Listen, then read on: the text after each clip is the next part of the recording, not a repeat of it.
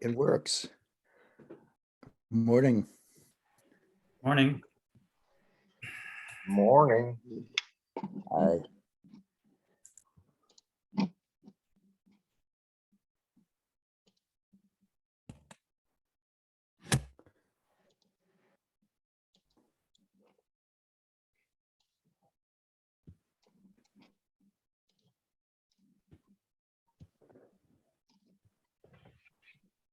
Hmm.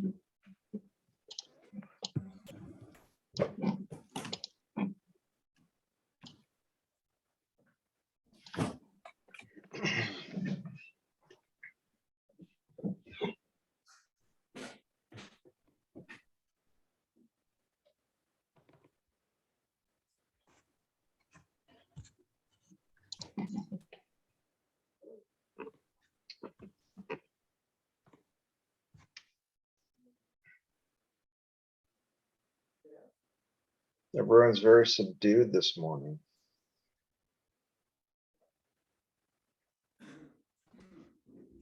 Does that include you?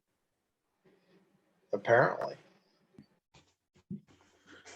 Yeah, it's felt like Friday all week, and I'm just it's finally here. So,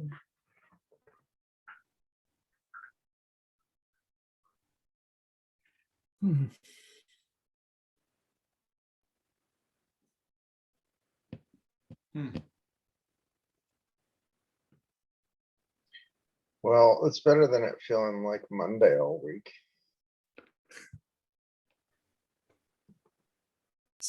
indeed.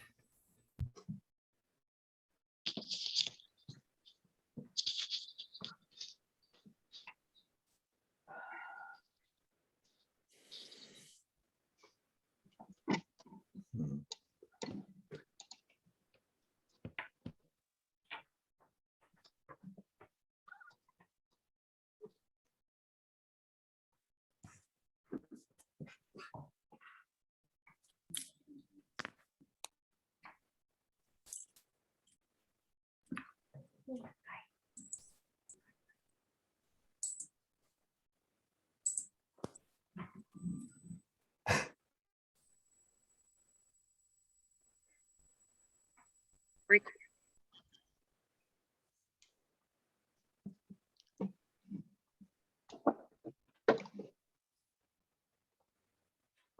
Hmm.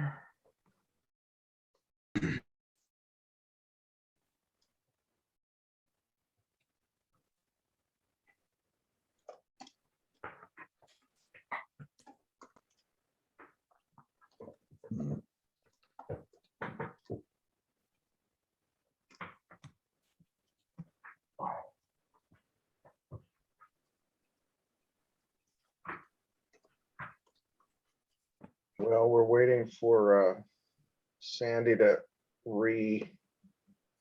log on.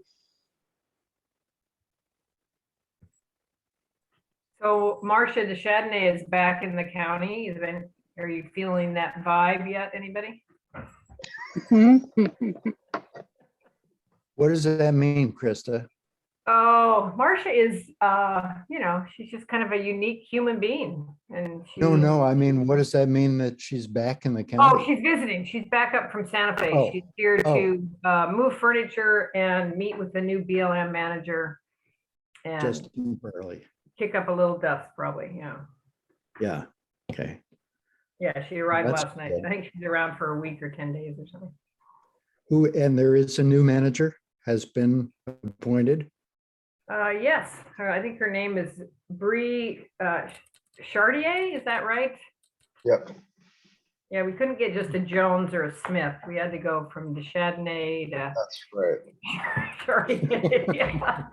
I was like, oh, she seems very nice. I was on part of the BLM call the other day when she was introduced, and yes, we have BLM leadership again. That's good. Good. Okay, good morning, everybody. Hi, Sandy. Can you hear me? Okay. Yep. Krista, thank you for stepping in last time and running the meeting for me in my absence. You're welcome. We'll begin the meeting with general public comments. Are there any members of the public wishing to comment? Please raise your hand.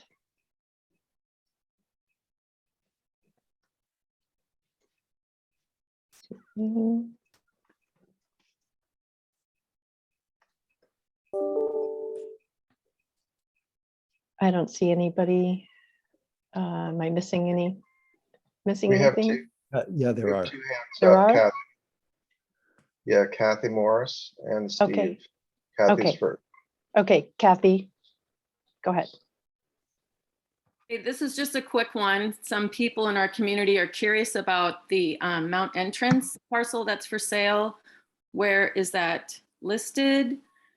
And more information on it.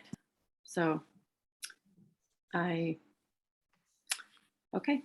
Okay, thank you. We'll be talking about that. It's on the agenda today. Thank you. Steve Olvey? Good morning. Kind of hard to start off right at the beginning of your meeting, but I guess we'll lay the groundwork. As you know, I think I always tune into your meetings when I can for good news, for reassurance that the world has not gone entirely mad. And so I appreciate this opportunity. I did want to bring up two things that I've asked and talked about before, and I know you're working on. So I don't know if you can give an update or not. But one is the idea that you were making some policy tweaks or clarification to policy having to do with land bank acquisitions and management in terms of climate change. And I think you're working on a policy on that. And the second is the water rights at Zylstra, which I may be wrong, correct me if I am, but I think it's just absolutely pivotal, and is as it will be the wellspring, so to speak, once that's decided, from which almost all management actions will come. So I wondered about that too, and otherwise, hope you have a great meeting and on this beautiful day. Thank you, Steve, for those comments and questions. Just briefly to the first one, Jim Skoog from the commission has joined the new climate and environment sustainability. I don't have that right.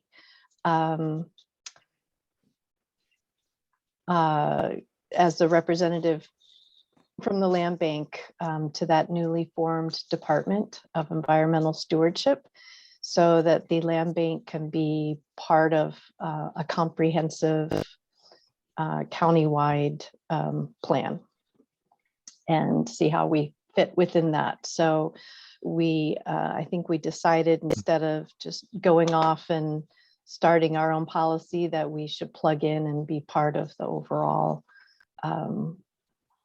the overall strategy. Except I will not be able to attend tomorrow. Oh. And I haven't even heard what the latest timing is. I don't know if I'm even on their email list anymore. I don't know what the situation is. Okay, I Well, suppose I Sam- better check in with Kendra Smith. all right. So thanks, Jim, for volunteering, and please please do engage and keep us updated. Okay, moving forward, are there any other public comments? People wishing to make a comment? Not seeing anybody. Okay. All right. First up is to approve the April 15th meeting minutes. Are there any corrections to the minutes? Please raise your hand so I can see you.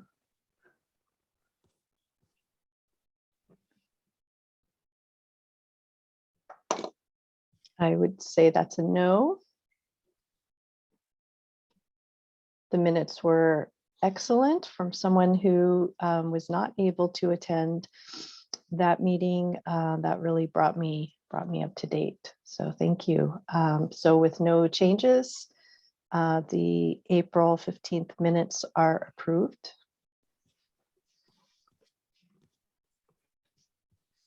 And we'll move on to chair and commissioner reports. Are there any commissioners wishing to make a report? I'll just mention that I've been attending the Sustainable Tourism Master Plan meetings that are happening. The one that happened a couple weeks ago, All Islands, and then we just finished the second Lopez focused meeting last night. And overall, it's really kind of a massive exercise, but the people who are running it, the consultant group, I think is actually doing pretty well. And Doug Whitaker, who spearheaded the surveys that were done by Confluence, has been attending these, and it's been helpful to have him as part of that process to bring that history of those surveys to the discussion. There was some discussion under a strategy called land use and infrastructure, where one of the suggested strategies is, let me make sure I'm in the right place, because they had two. Yeah, I think it has to do with with public lands and marine protected areas, but this one specifically, purchase and conserve more lands, having a goal of 30% for 2030 and 50% of county lands being protected by 2050. And the comment was made that the land bank was doing that. So I clarified that I couldn't speak for the commission or the land bank in general, but I wasn't sure that those specific numbers were on our radar. And it was kind of confusing because this is supposed to be for tourism, but the thought there, or one of the explanations for trying to acquire that much land, was for climate resiliency. And so I suggested that maybe it go back to the Climate Resiliency Committee, and if we had a goal for acquisition in this plan, it might be related more to public use, as we talked about acquiring more lands, taking pressure off the existing preserves that are being over visited and whatnot. But anyway, I said I would mention this at the meeting today, just so we all know what the goals have been set for us or someone. Okay, almost sounds like doubling acquisitions and doubling protected lands in 7 years. 8 years. Okay, let's get busy. thank you. Thank you, Krista, for attending that and sharing with us. Any other commissioners looking to give us an update from their district? think so. All right. Then we'll go ahead and move on. I think Christine is here already. Am I right? Yes, I saw. So Christine, Yes. could you give us your county council report, please? Yes, and good morning. I'm off island and in an area of incredibly limited network. So I'm going to keep my video off, and hopefully I am actually coming across pretty decently Very clear. through audio. I'm good. Okay, good. So good morning. Happy Friday, as always. I'm happy to be here. I will start with some really great news about the week. I guess depending on where you sit, generally speaking, but at council meeting on Tuesday, council did enact caps on vacation rental permits. And this comes at the very end of a long 17-month process for myself and all of council currently. We determined that the best approach would be to choose caps that best suited the individual island communities. And for Orcas, that cap is set for 211. For Lopez, it is 130. And for San Juan Island, it is 332. An Orcas-centric circumstance, the Prunelli project, which I'm sure those in the room from Orcas are keenly aware is having its impacts, though the construction is on time and continues as expected. They have not encountered any major hurdles setting them back.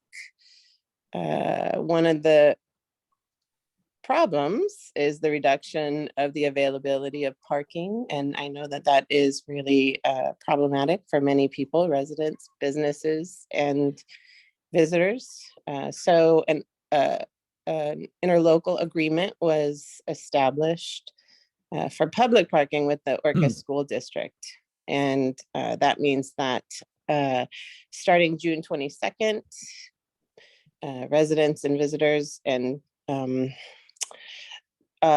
whomever will be able to park at the Orcas Middle School High School complex. And I'm not entirely familiar with it, but I understand that it logistically lends itself for that use in terms of location. So that will run from June 22nd through August 26th. The American Rescue Plan funding is still being put into the community. We will be receiving our second deposit, I believe, anytime at this point, which will bring our allotment to $3.4 million into San Juan County. And recent council distribution of that money includes setting aside $500,000 for the Department of Health and Community Services to keep sort of in the coffers in the case that we need to continue to provide a public health response as it relates to the pandemic in the future. $75,000 was given to the San Juan Islands Economic Development Council for programmatic support. $200,000 was agreed upon for fairgrounds rehabilitation, and $600,000 has been set aside for culvert repair and maintenance, which we all know is incredibly important after the winter that we just had. And I want to tell you this, that $600,000 sounds like a lot of culverts, but it is in fact only 2, which I find amazing. The county and I are very pleased to announce that we have established, and not only established, but thankfully filled a brand new position of communication coordinator for the county. Our newest staff member's name is Erin Wygant, and she came to us from the San Juan Island Visitors Bureau. And I just am just really excited about this new position, because I think that it's going to be a fantastic conduit of information between the county and residents, and amongst the organization. I think it just will enhance any opportunity to create a better understanding of the work that we actually do. And I think last but not least, since the last Land Bank Commission meeting, I was able to tour the Hauschka property alongside Land Bank staff, really fun Land Bank staff that we're really excited to be able to show that property off. And it was beautiful, well worth the bushwhacking and hill climbing. And I can see how extraordinary the property is. And I am really grateful for that trip. So that is it for me, and I'm happy to take any questions or Great. comments. Thank you, Christine. Sounds like lots of good things are happening. Any questions or comments? I know. Thank you. For Christine?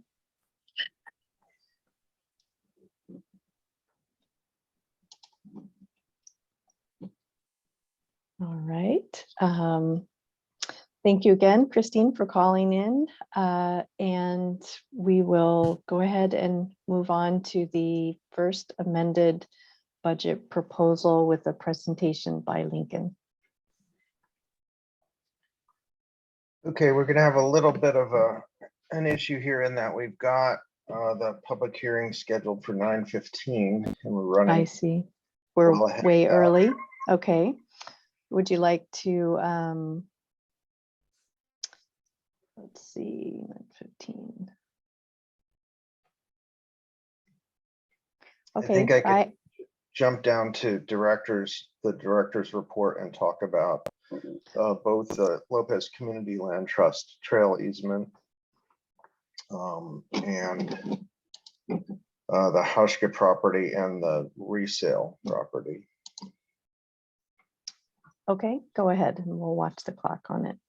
So just going last to first, the Lopez Community Land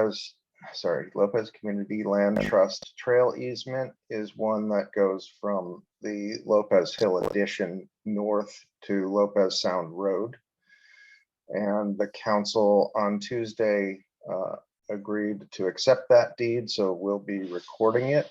It's a donation, and that's a great little connecting piece there across the property that they've retained and are using as farmstead properties.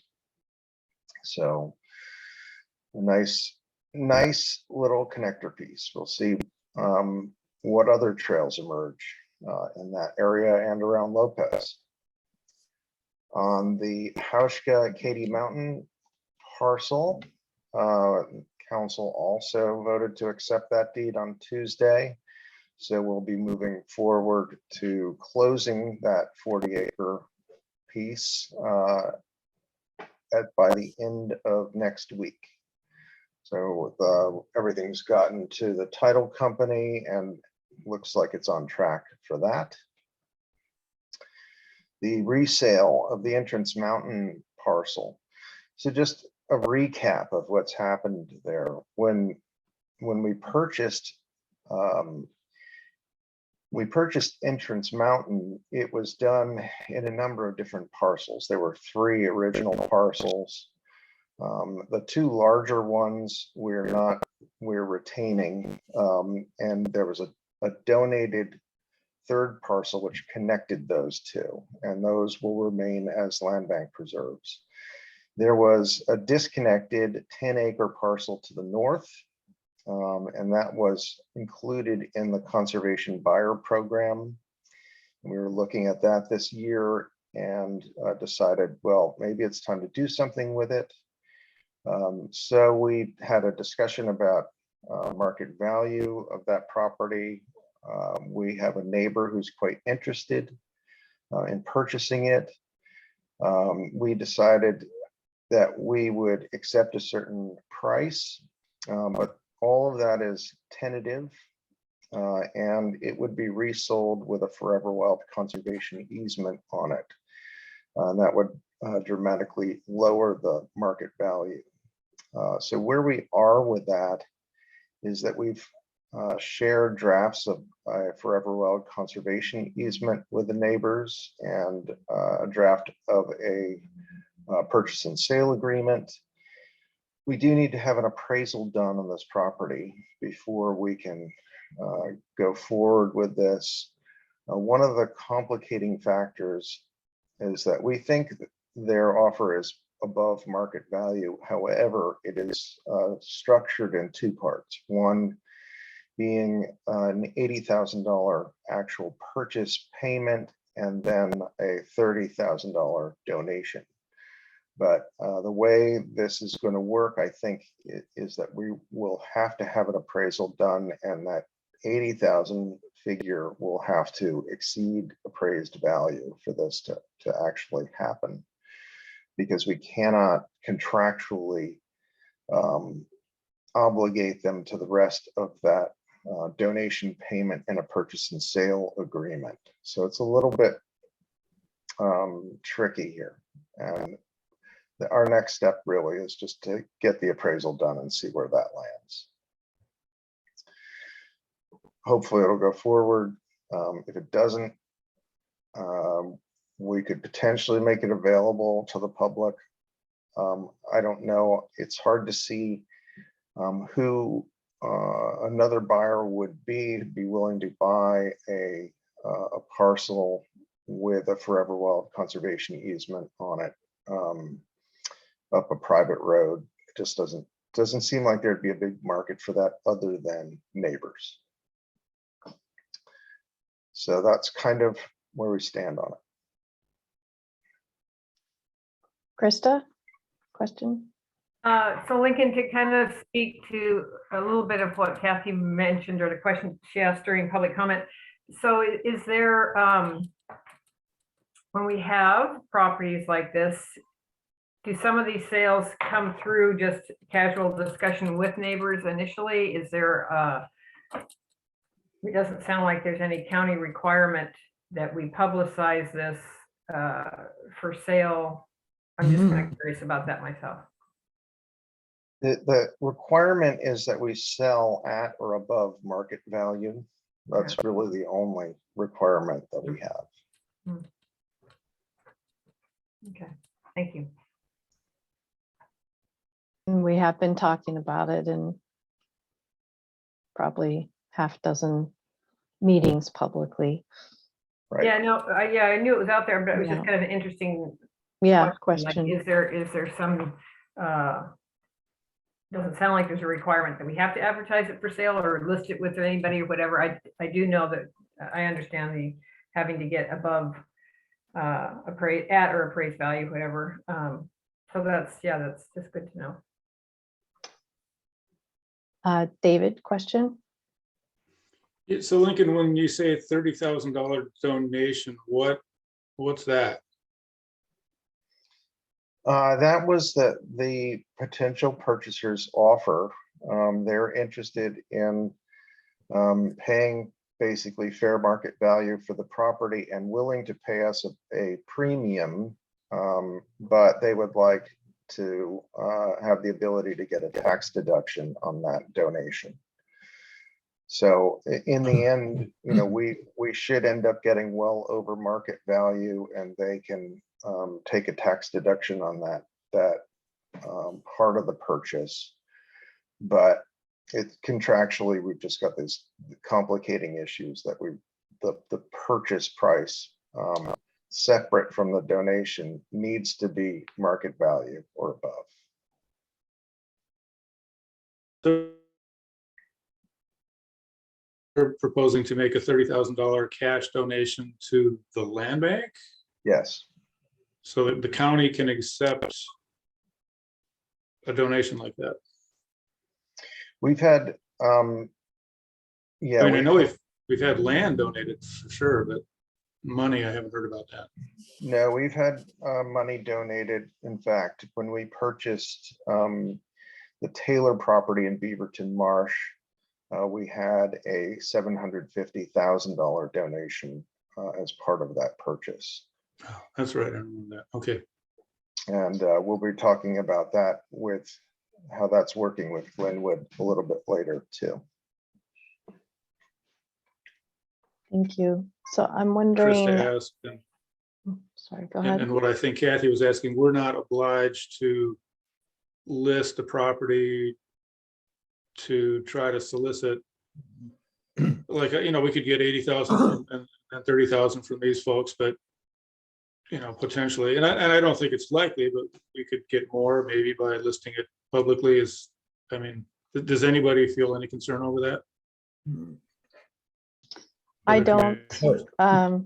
you know, being in the real estate community, offering a parcel for sale that's not developable, that nobody can put a house on or a deck or anything. You can't camp on it. You basically, it's there to, you know, maybe walk on. It's just not marketable.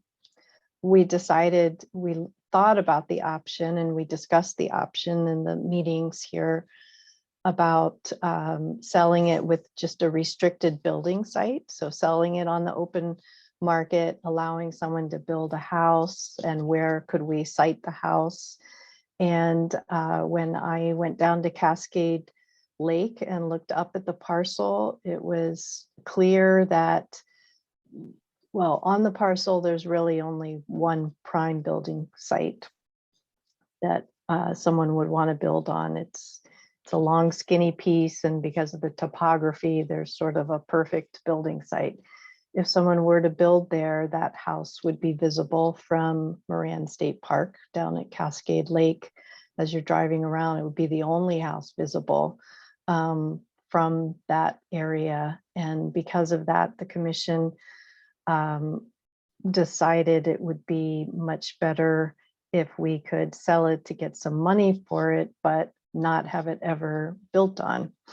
And at the same time, the neighbor had expressed an interest in purchasing it from us. That's what started this discussion. And that's how we ended up where we are.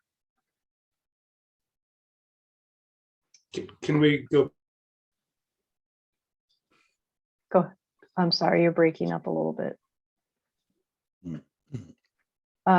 Brian, Kathy's questions. wait, you cut out a minute here. What was your question or statement? I asked if we've answered Kathy's question. I'm Kathy, asking can her that. yes, Kathy, can you speak to that? Sure. I just, it's still not clear if it would be, I mean, you're making assumptions that no one would want to buy it. But if you guys can make deals with specific neighbors and not allow all the public to at least know that it's for sale, to make an offer or even to object to the sale of it, like maybe people in the community think it should stay in the land bank. So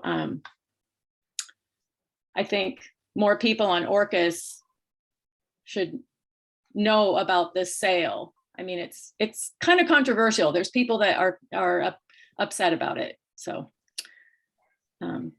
that's, so you explained your rationale, but if you are someone who doesn't want it sold or thinks, well, what about other land bank properties? You can just make deals with the neighbors. And as long as it falls within a certain price range, and maybe they make a big secret donation. I mean, it just is a weird precedent in my mind. So that's all. All right. So no, you didn't really answer my question, but you gave me a lot of information to mull over. Thank you. All right. Thank you. Brian? So the way I'm understanding this is that we're really looking at a legal technicality. The county is going to receive market value for the property, whatever. Only part of it is going to be structured as a donation because the buyer wants a tax write-off legitimately. And that's an important incentive for a buyer. And I think that it should be honored. Anyway, it seems like there ought to be a workaround to accommodate that. I mean, it's common sense. And if part of the workaround involves advertising the property and seeing if anybody else is interested, well, so be it. But really, it's a completely legitimate deal and one that we've had in the works for quite some time.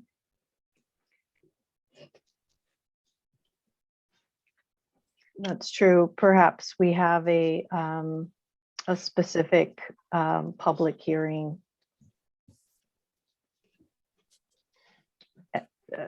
noted for, I mean, it's been on our agenda, but perhaps by having a specific public hearing where we can hear public comments. Haven't heard any.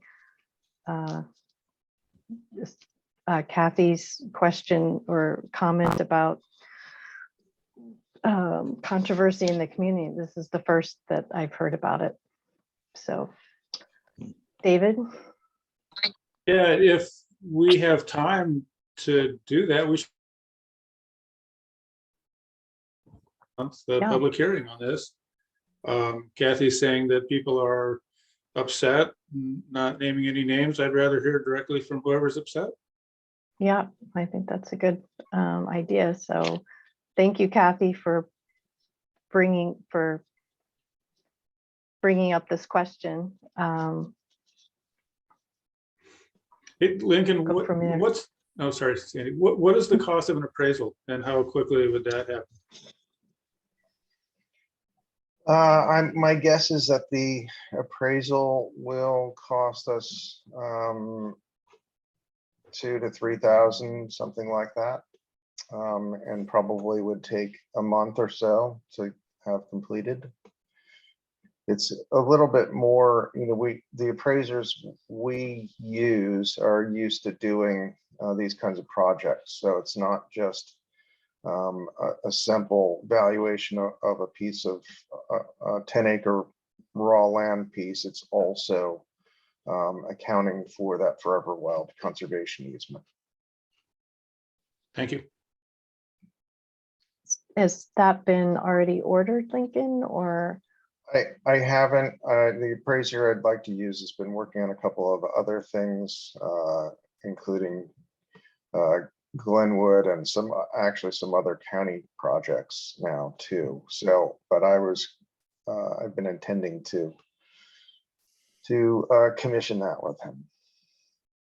Okay, so would if we were to have a public hearing about this, would it be appropriate that we have the appraised value already, the appraisal already complete? Yeah, I think that would be fine, honestly. Okay. And just so everyone knows, we are on no time schedule that I know of for this, unless those particular buyers have a donation timeline for the end of the year, but we're not under a time crunch, so we can take our time with it. Miles? Well, I had two questions or comments. One is, so to address Kathy's concerns about this being a different type of deal than is normally done for land that is sold by the land bank. So I'm just curious what, Lincoln, if you could just comment what the normal process is. Is it normally listed on a real estate listing if we're selling something, or is it, do we reach out? What's the normal process for selling land by the land bank? Well, it can be a variety of things. In the past, for instance, with the Argyle lots here in Friday Harbor, we did actually list those and had an appraisal done, got no interest in them. I think we went through that process a couple of times, honestly. It ended up with the county council deciding to purchase that property for affordable housing.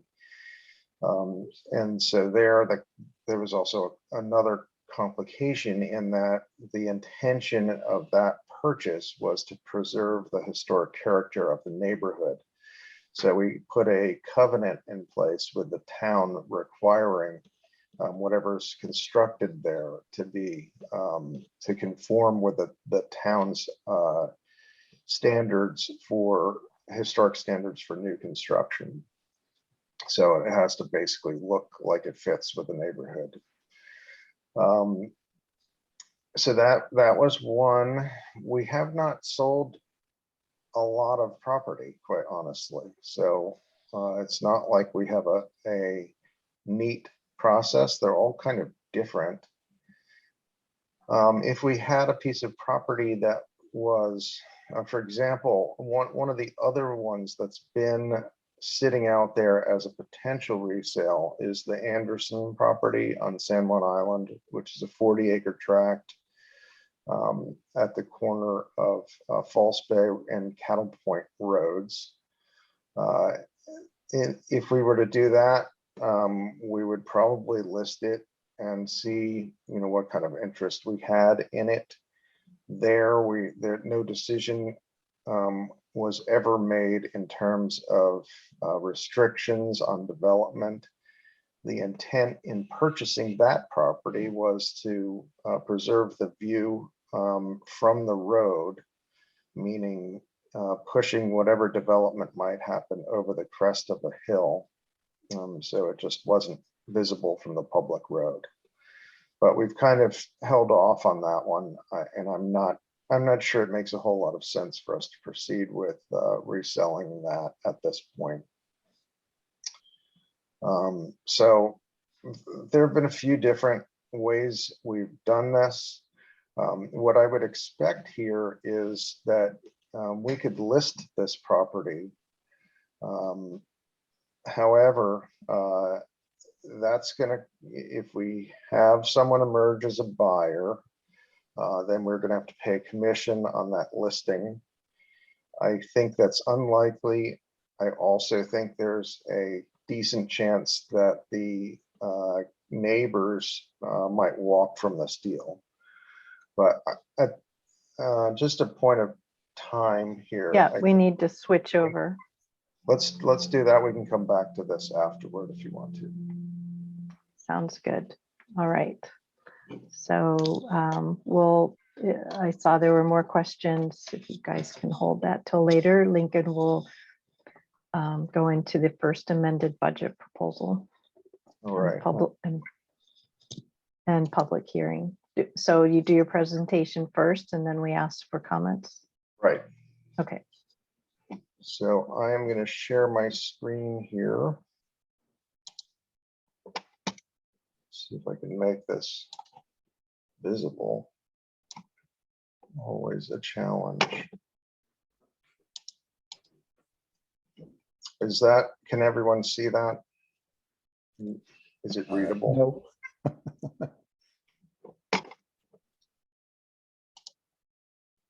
That's better. Yeah. Is that good? Thank you, Yeah. Lincoln. Okay, so what we're talking about here is a couple of different things happening.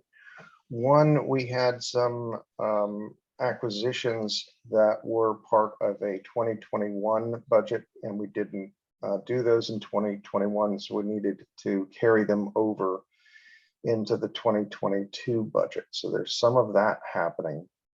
And then there are some new acquisitions also,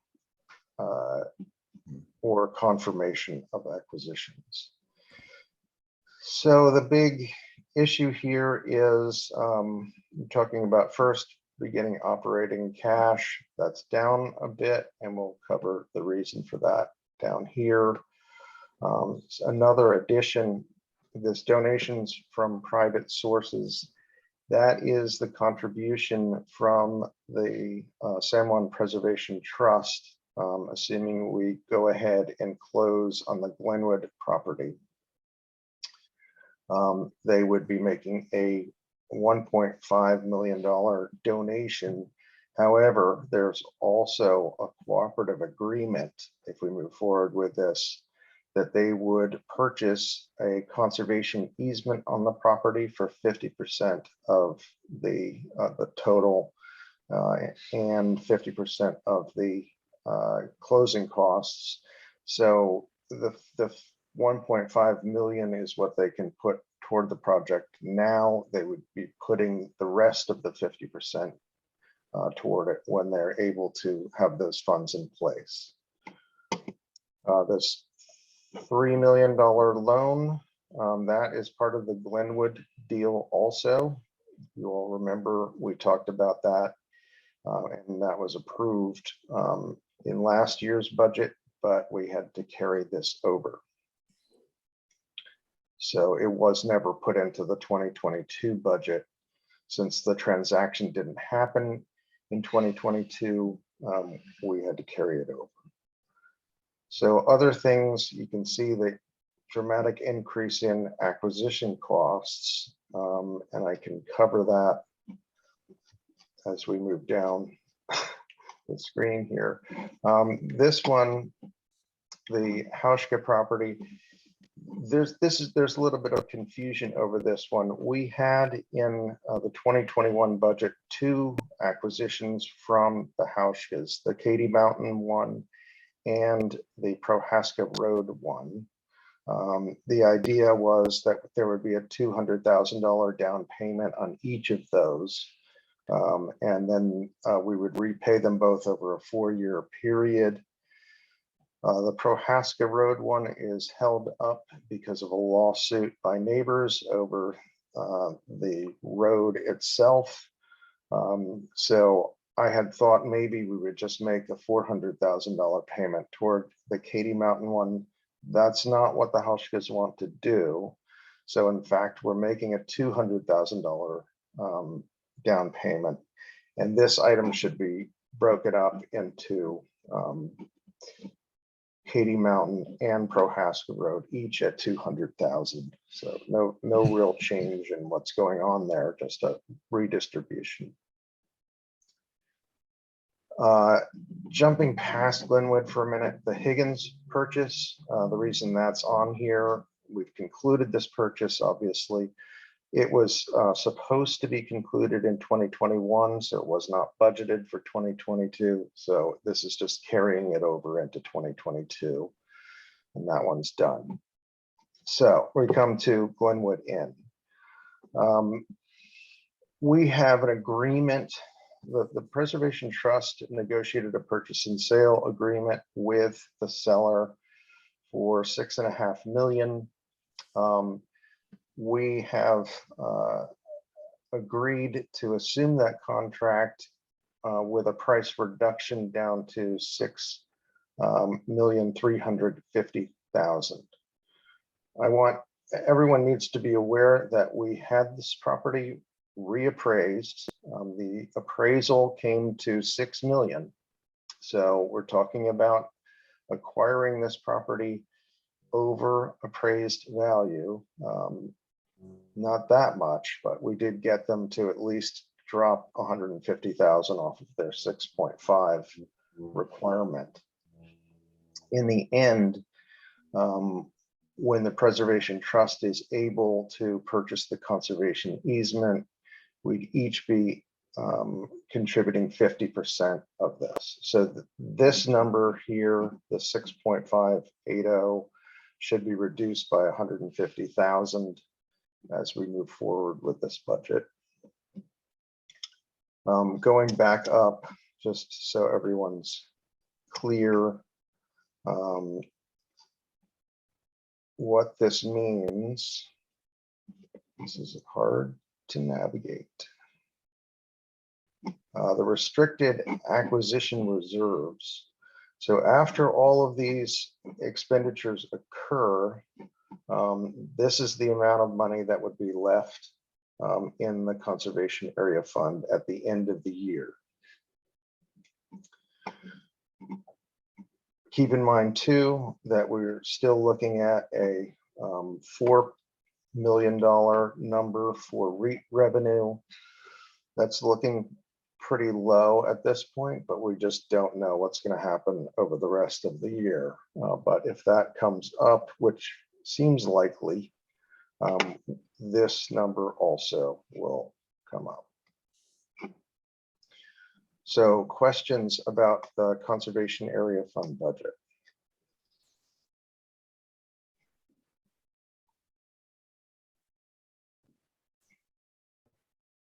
Nothing? Yeah, Lincoln, I do have a question. Yes. So Glenwood appraised for 6 million.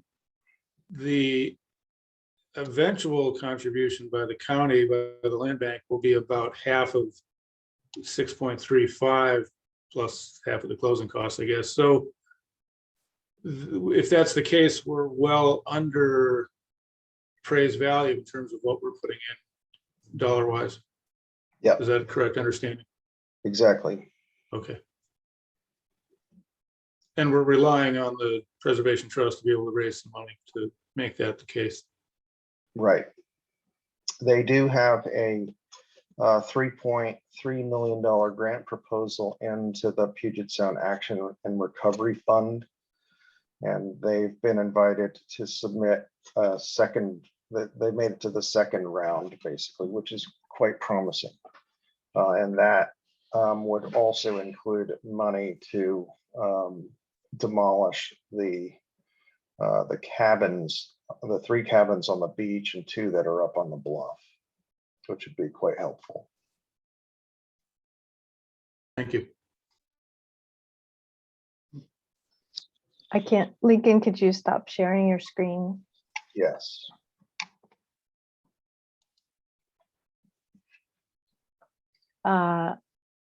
So quick question about the Preservation Trust. Weren't they also obtaining a loan? And I thought they were gonna obtain the loan and then that would be part of the purchase price as opposed to us. Is that still in the works, or are they just hoping for grants?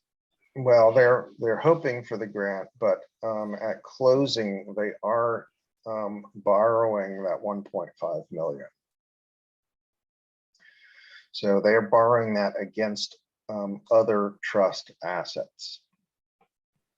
There would be no deed of trust or any issues with this property. Okay. So just, I see other hands raised, just to be clear, we're in the public hearing portion, so we're taking public comments from anyone and questions. Judy. I'm just curious about, on the expenditure side, I'm just curious about the removal of the interest on the interfund loans from stewardship.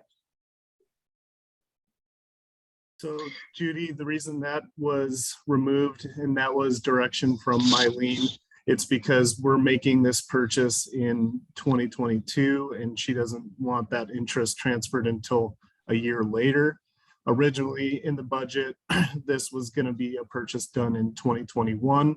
So the first interest payment would have been made in 2022. But from the direction of Mylene, this is what she requested. Got it. Thanks. Mike. Yeah, did you say, Lincoln, that cash at the end of 2022 would be the 7.5 million? The cash on hand would be the restricted acquisition reserves number. So that's about 2.3 million.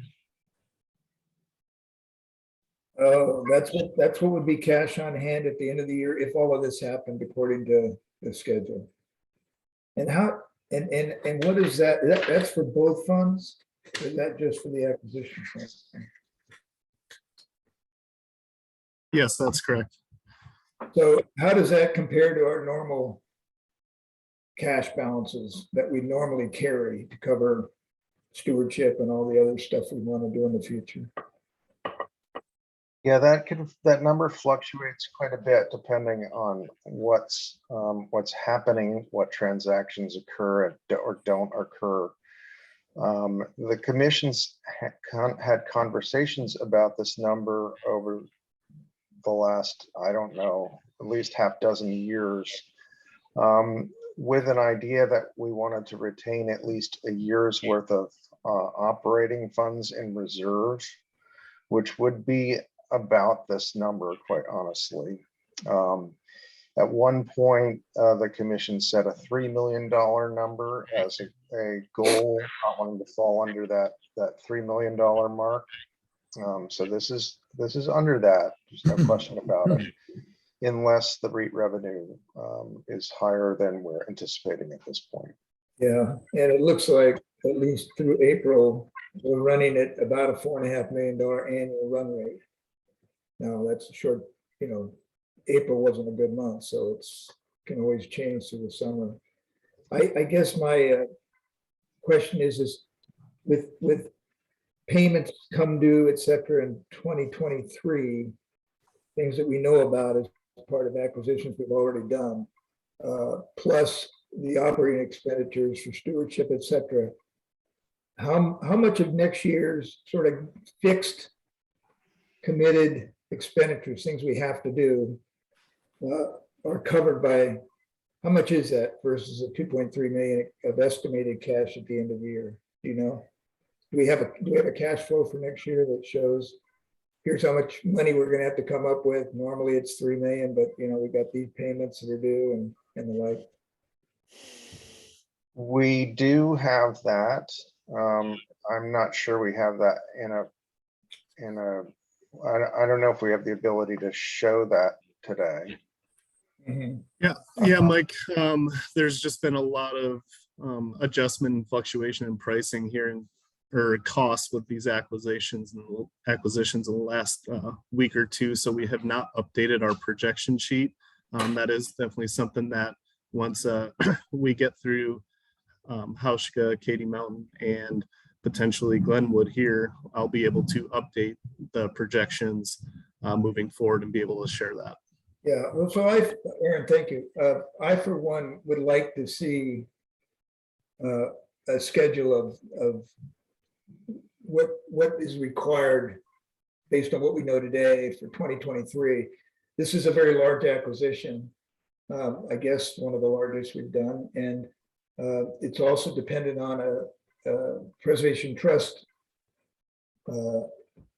contribution that apparently isn't coming now, and maybe not in the next few years.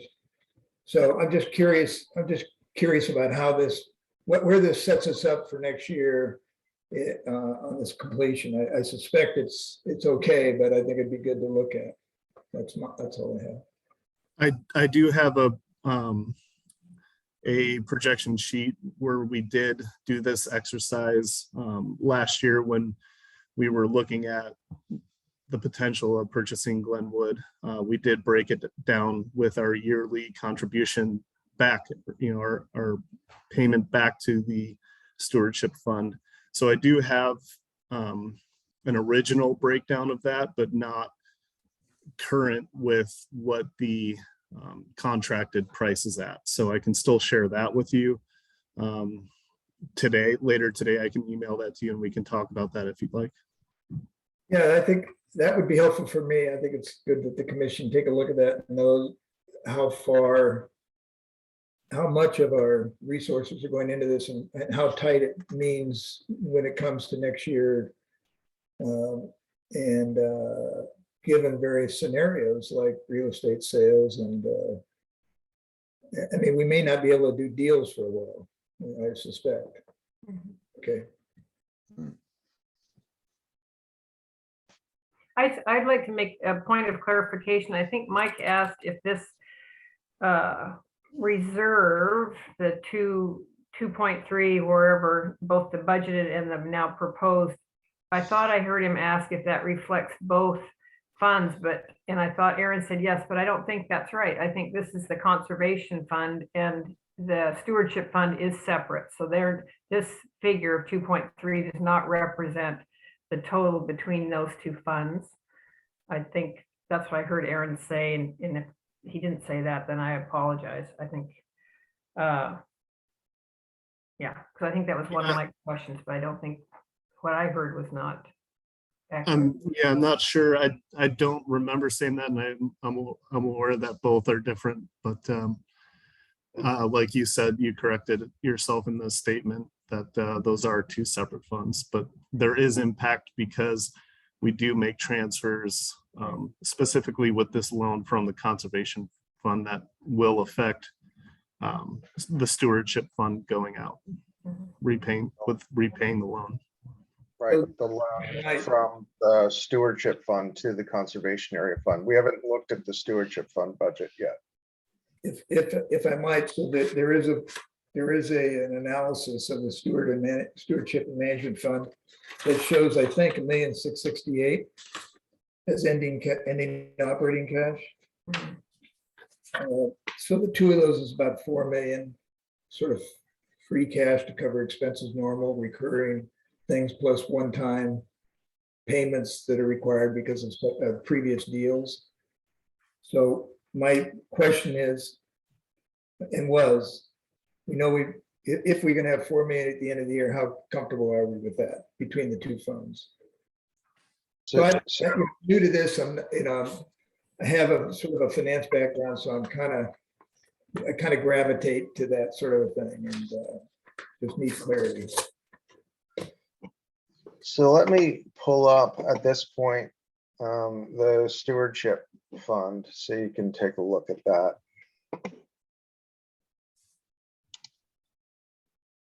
While you're doing that, Lincoln, could you answer, and maybe you did before and it's still unclear to me, when will we be receiving funds from the Preservation Trust on the loan that they're taking out in order to pay for half of this? Is that coming this year? So we'll be receiving funds, no, not this year. The idea is that will happen no later than 2025. If they receive this grant that they're seeking now, then it's going to happen much sooner and potentially this year. But we don't have confirmation on that. So this is the stewardship and management fund budget. Can you all see that? Yes. Okay. So here we are with beginning endowment funds at 5.1 million, beginning operating cash at that number. And what we're looking at here is this is the loan that's going to be made to the conservation area fund. We're also yeah, that's probably adequate for now. You may have other questions which Aaron can weigh in on, but the important numbers here, the ending operating cash would be that 1.668 number, but there's also the ending endowment funds, which would be at 3.6. So you're really looking at 5.2 total in the stewardship fund at the end of the year. And that is in addition to the 2.3 that we would have in the conservation area fund. Quick question. Oh, wait, I'm jumping ahead. Go ahead, guys.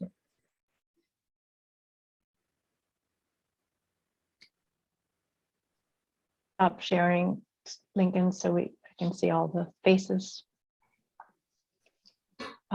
Miles. Yeah, on that, well, I think Mike's point about the 2.3 being in reserve, is that enough to cover what we normally cover? It looks like the transfers from the conservation fund in 2021 were around 2 million. And the budget for 22, the transfers are about 2.5. So I think it's that 2.3 seems like it's within normal range of what is usually covered for that transfer. And I'm sure Aaron can come up with a much more accurate a budget, but it seems like it's being fiscally responsible to have that amount in reserve. Thank you. Brian? Yeah, question about the grant that the Preservation Trust has applied for. I understand that some part of that grant is to be dedicated to the demolition and removal of the structures on the property. So my question is that separate from and over and above the funds that the trust is going to reimburse us for the purchase of the property? It can't go both ways. No, the amount of money that comes in the grant for demolition would not be part of their purchase price. It would be in addition to that. Okay, thank you. Jim? My question is this to Lincoln. What would Doug say? Doug Strandberg, I think, is sort of our financial conscience. And I'm interested to hear your thoughts on what would Doug say about this number. Well, Doug always wanted to, not always, but in recent years, thought it was a good idea to hold 3 million in the stewardship fund. I don't know how we arrived at that number, but that was something that was certainly in Doug's head. So we were under that for sure.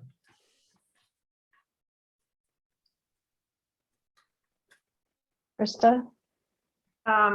I think Doug weighed in on this a while back because this has been on some spreadsheets for a while, and I believe we did a cash flow, whatever, in the past couple months that has looked at these big acquisitions. I think and maybe we should bring back, have handy the cash flow document when we do public hearings like this so we can refresh our memories. But I think all these figures were in there and people felt comfortable enough to direct Lincoln to proceed with the acquisition. So I do think Doug was kind of interested in that, what the amount would be, but I think he was also supportive of acquiring this parcel along with Higgins. So that's my recollection. So maybe a cash flow document being handy for us to look back at to answer Mike's question more quickly. But I think all these things were in the cash flow last time we looked at it. I think though that we were anticipating a purchase price of 5.5 million. So it's up over $1 million. But we were also budgeting a lower REIT than what actually came in by probably $1 million or $2 million. So I think it went both ways. Okay, good point. Mike? Yeah, quick question. Are there any restrictions on the use of the endowment funds?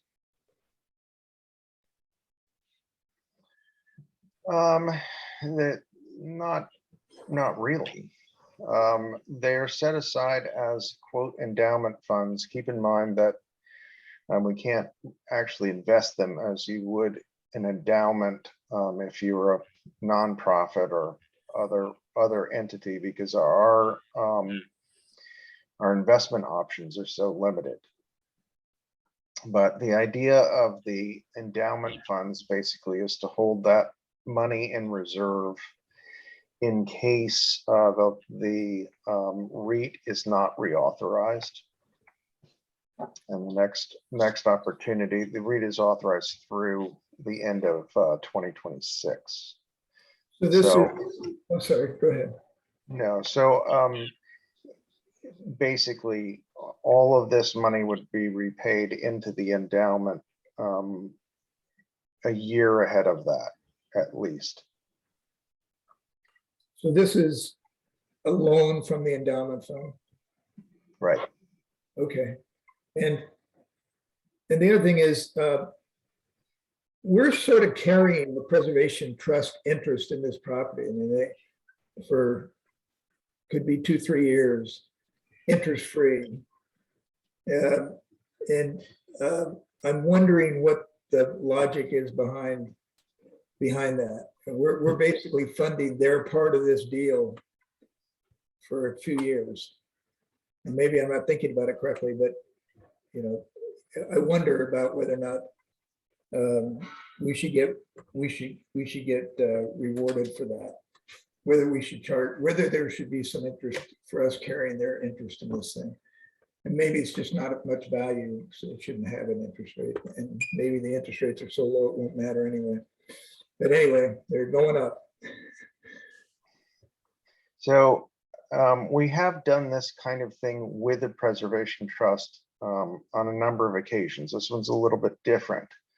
But for example, with the Beaverton Marsh acquisition of the Taylor property, we purchased the property. We had a cooperative agreement with them that they would be purchasing a conservation easement for a set amount within a certain time period as they raise those funds. We've also done that now with the Buck property, Katy Mountain Development property on the north side of Katy Mountain, where we have an agreement with them to purchase a conservation easement on that property. And we did the same thing with Lopez Hill Addition. We're expecting the payment, we're expecting them to purchase that conservation easement this year. And that one was for 50% of the total cost. So I would say it's kind of a question of perception. Their participation enables us to do deals which we wouldn't ordinarily be able to do because we just don't have enough money. And while it would be nice to get interest payments on top of what they're contributing, in reality, their issue is that they're having to go out and raise money to make these things work. So piling interest on top of that typically is going to be difficult.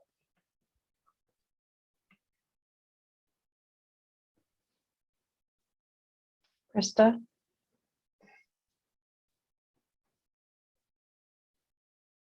You're muted, Krista. I think on the question of endowment, it's just a definition, but I think we don't really look at this as a typical endowment where you're restricted to only using interest, because there is no interest, as we've said. We're not really making anything. It's basically just a savings account for stewardship. And so I think it does give us more flexibility than if you were working with a typical endowment that's restricted. And I would speak to the interest. I think when I know that they've applied, when the trust has applied for a grant that will cover demolition and cleanup of those structures, I think that's a good trade on any interest that we might be able to charge them. So hopefully that grant will come through and provide repayment on the purchase and also cover that cost.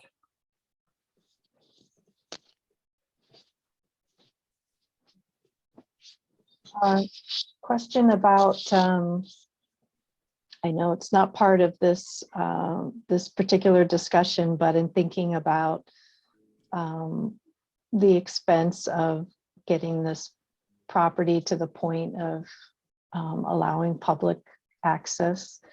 So would we be making it clear to the public that basically we're locking it down but it's going to be years from now before we can get it ready for safe public access or have the funds to do what's needed. We are making that clear, and we've been over that with the Preservation Trust in terms of whatever materials they're going to put out. I would see having public access in the interim just through field trips or maybe an open house event, something like that, but not open public access for a number of years. I think it will be important to give the public an opportunity to see the property. It's just that we're going to have to be there if we've got people out looking at it rather than typical where it's just open and people can go anytime during daylight hours. That'll take some time. Got it. Okay. Today is the end of the feasibility period. Right.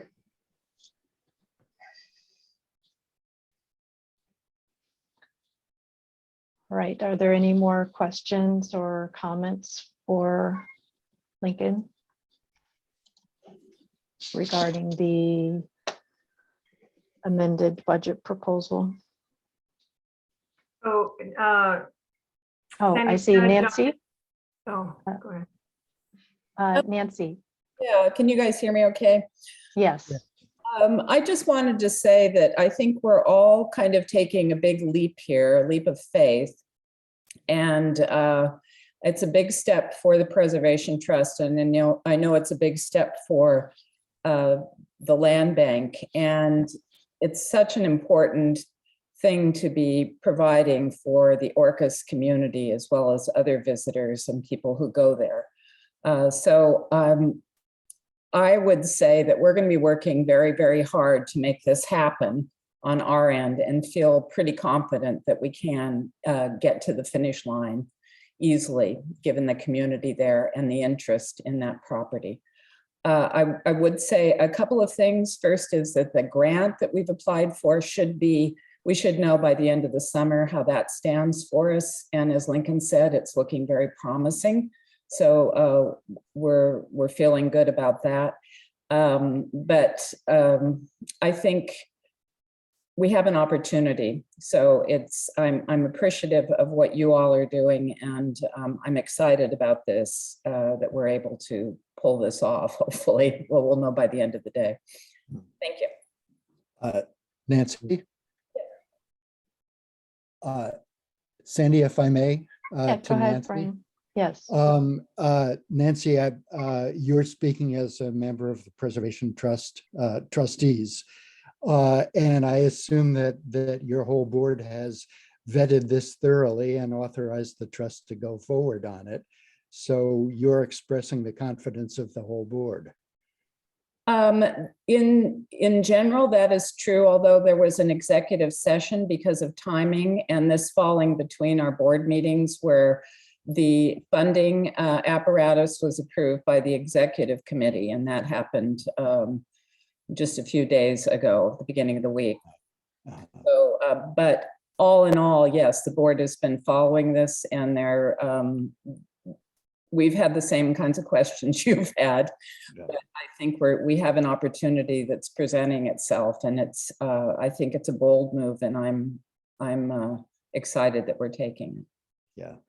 Well, I would say that you have a large and esteemed board of trustees, and you're representing that view gives me a lot of confidence. And I'd say thank you to the trust. Yeah, great. I mean, we do such good work together, so this is just another of that.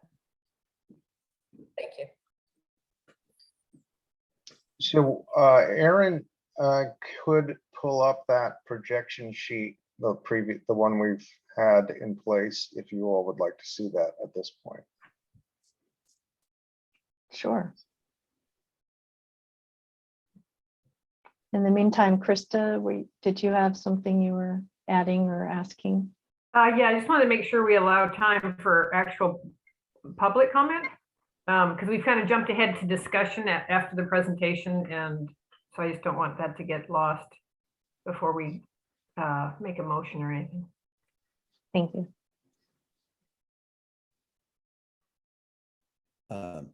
Aaron, could you blow that up, please?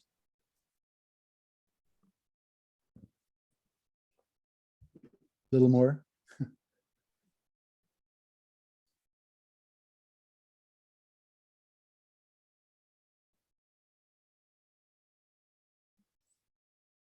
Good, thank you. So as I stated earlier, we have not updated this to reflect the new Glenwood acquisition price and structure. It is missing the 1.5. I mean, I could sit here and plug in numbers, but I don't think that's useful for time right now. But this is the sheet that you guys have seen frequently. And one of the things I plan on doing with updating this projection sheet is working with Jim, because Jim did have some ideas for, restructuring the format of this to make it a little bit more user friendly. So that will be done as well. I don't know, Lincoln, if you had anything specific that you wanted to point out. I think the ending cash number is really what people are going to want to see. So right at the top, yeah, well, the bottom too. I'll try and zoom. Maybe I'll zoom out one more. It might all fit. Yeah, it's hard to see those numbers. I think if you just scroll down to the bottom. Yeah. Okay.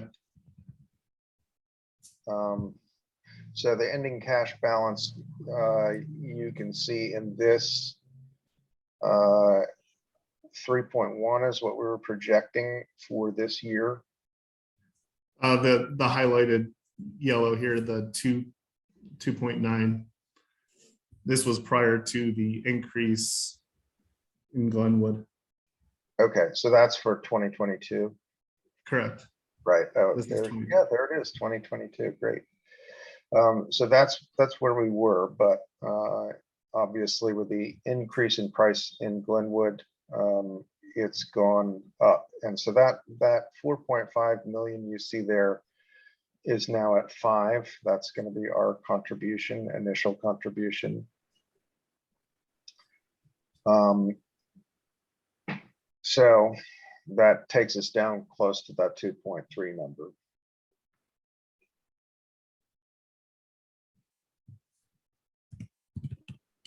But as you can see, moving forward, we are increasing the amount, our ending cash balance pretty steadily. Also, if you go back up to the top and you see the REIT numbers that we're using in this projection sheet are pretty conservative. So it starts with that 4 million this year and goes up at a 3% clip. Obviously, we could be significantly higher than 4 million just to start. So I think this is a pretty conservative estimate.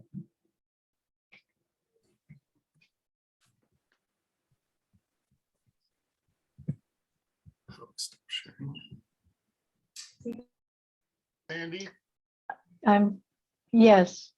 could you give us some of your wisdom about the Might pull out my crystal ball. crystal ball about the real estate market? It just seems to me that there's going to be I don't mean to be a pessimist, but it seems like there's got to be a precipitous drop at some point, because this just can't be sustainable. Right. That's the general feeling, is that there's a softening underway, beginning.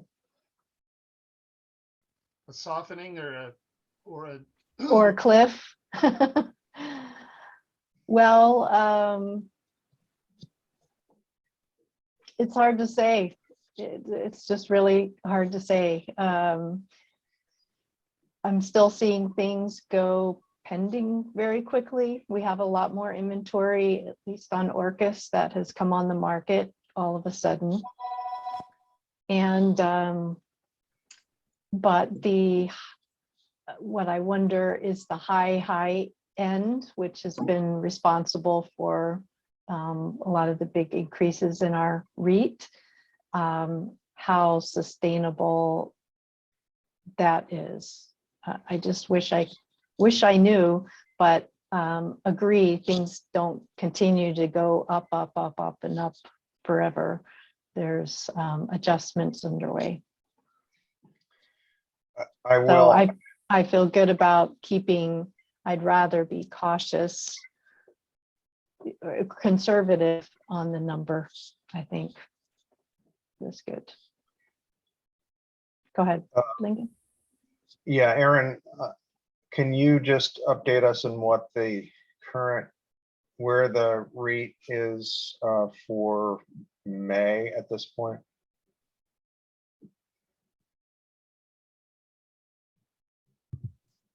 Yeah, our REIT for May right now, we are currently at 550,000.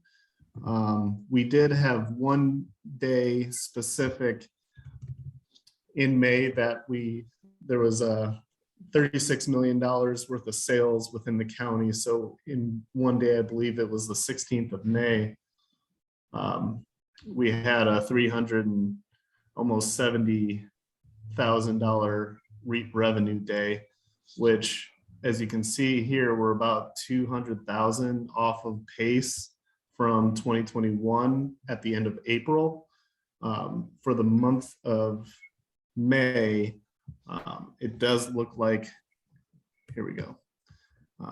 For the month of May, it does look like we will exceed May of 2021, and we might even gain back some of that pace that we had in 2021 through the end of May. So I think it is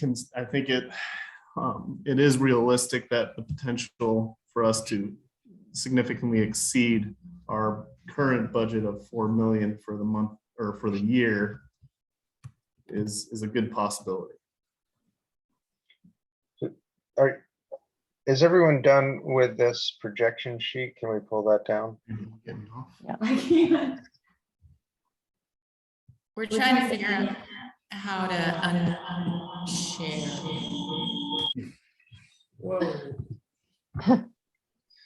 So I think if you go to the top of the screen, you'll see there's a stop sharing tab. Yeah, it's not showing on my screen, so I am just gonna log out because it's kind of frozen on my screen, and I will just rejoin.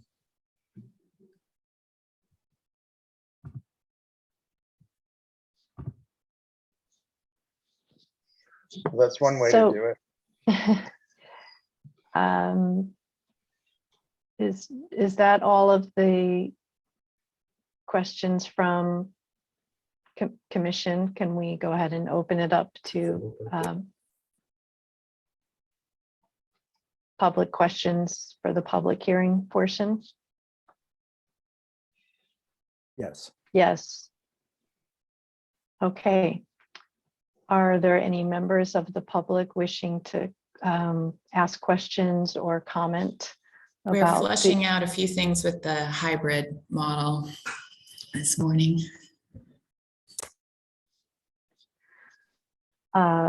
Members of the public wishing to question or comment about the first amended budget proposal that was presented and is being discussed? Raise your hand, please.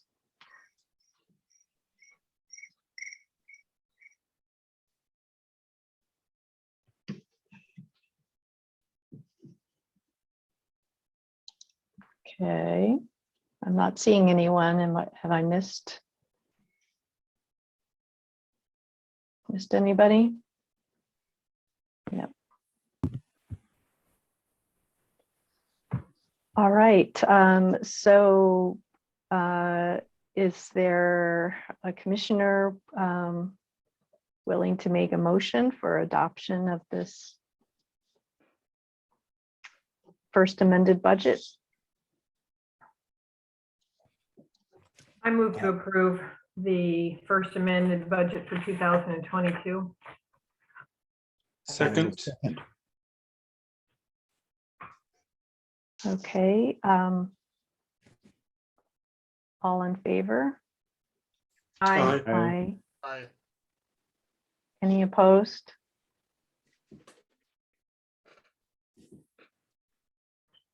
Okay, unanimously, the first amended budget for 2022 has been approved by the commission. Okay.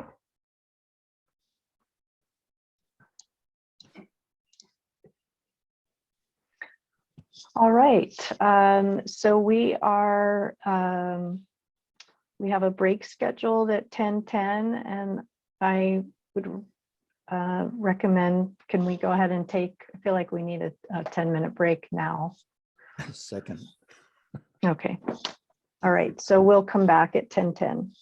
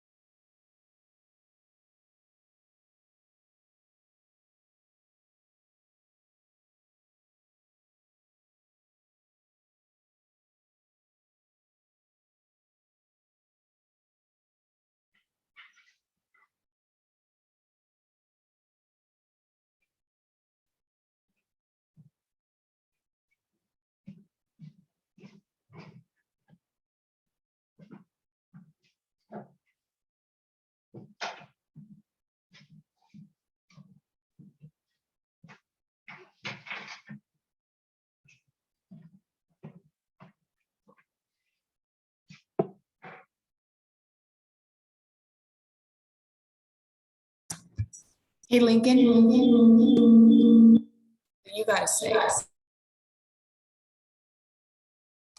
Yep. Oh, you're on it. Okay.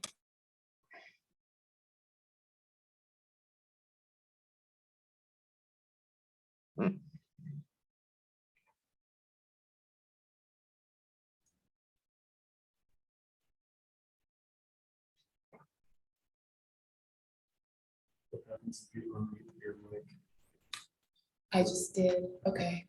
So you should be looking.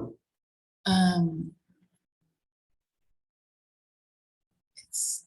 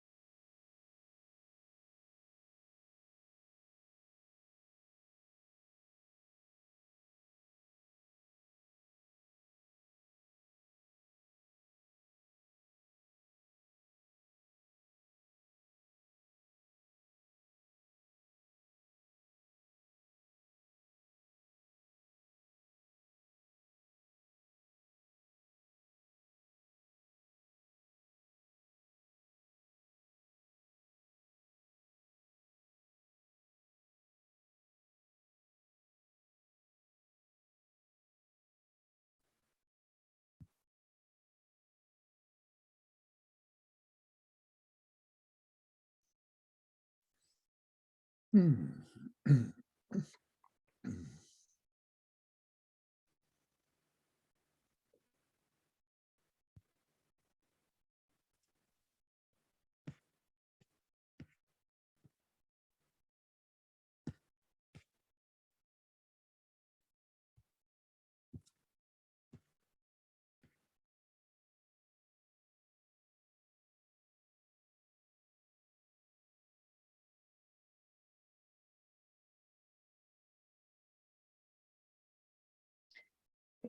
we're missing Miles, David.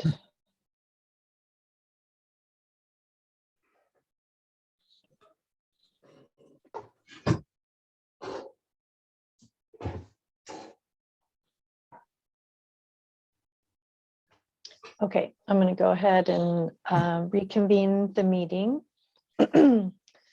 We have about 10 minutes until we have a presentation on the Open Public Meetings Act. And I thought we could circle back, use the 10 minutes to circle back to two things. One, Lincoln, could you speak to the question about Zylstra water rights and just give an update on that? Let's see. Looking to see if Steve is here, because he's not here anymore.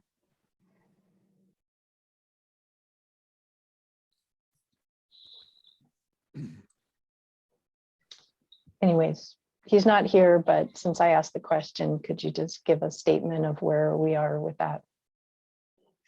Sure. Did you want to talk more about the Entrance Mountain? Yes. Pre-sale Yes. first?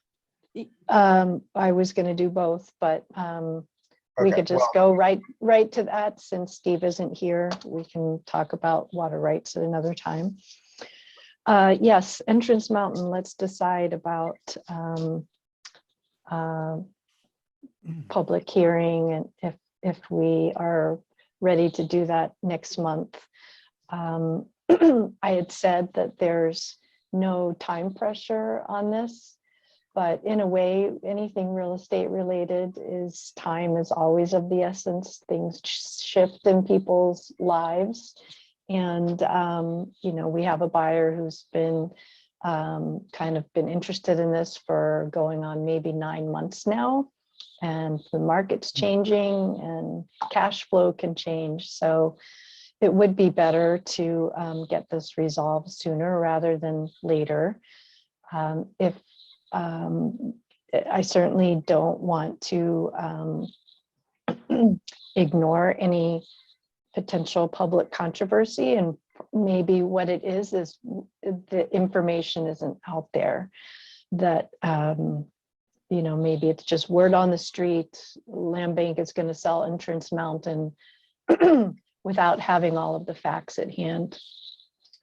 So my thought was that we put it on the agenda for next month to have a public hearing about it. And I'm curious what, Lincoln, what you think and other commissioners.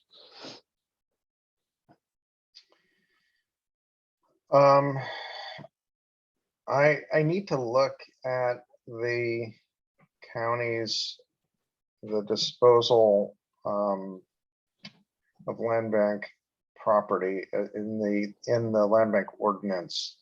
I believe we are required to have a public hearing at the point where we're actually selling something, and certainly the council would have a public hearing in ahead of doing that transaction, because they have to approve conveying the deed to the buyer.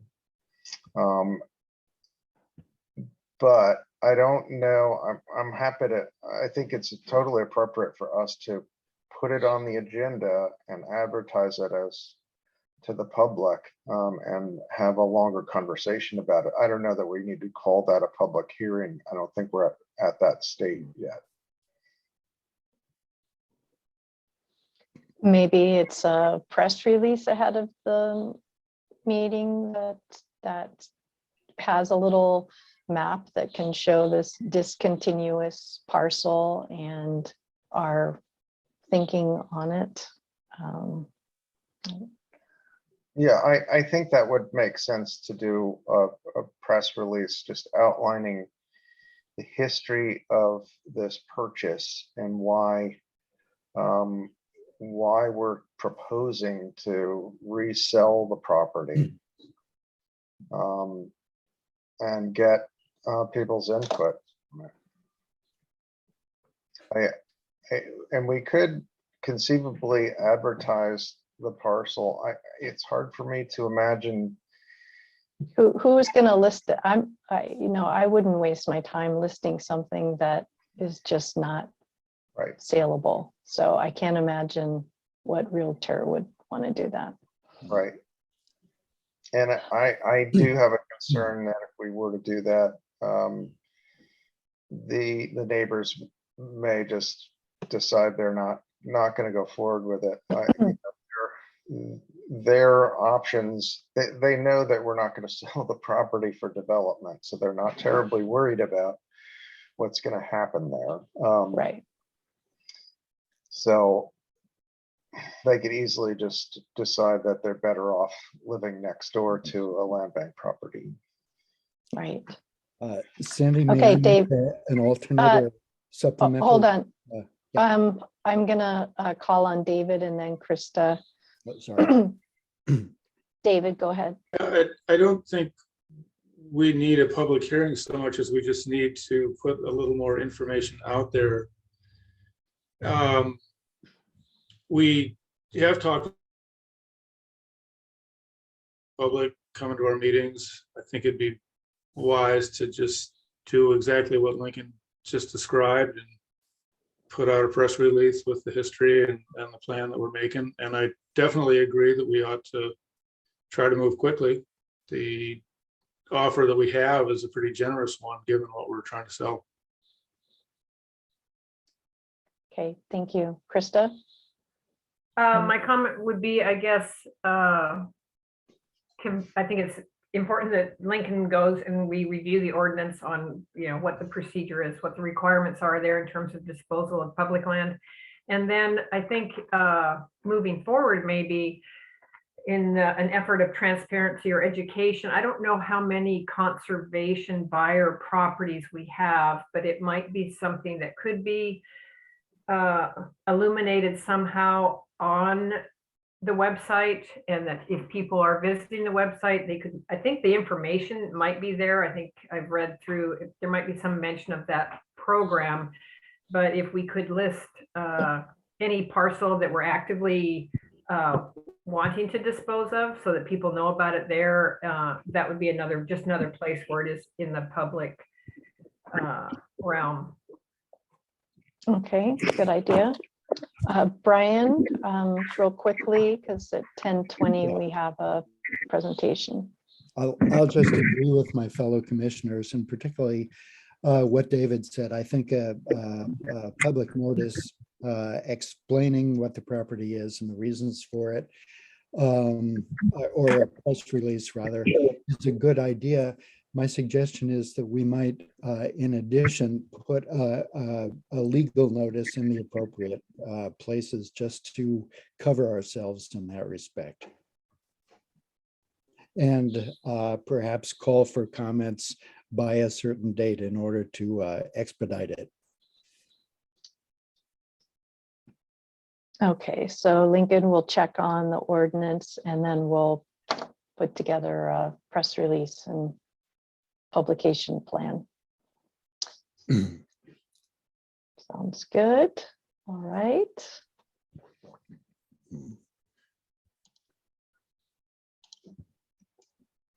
Okay, I'm just checking to see, is Amy logged in here? Yes, she is. All right, great. So what we're gonna have now is a presentation by Amy Vera. Am I pronouncing that right? Vera, Deputy Prosecuting Attorney, regarding the Open Public Meetings Act and then we'll have a discussion. So thank you, Amy, for joining today and telling us what we need to know.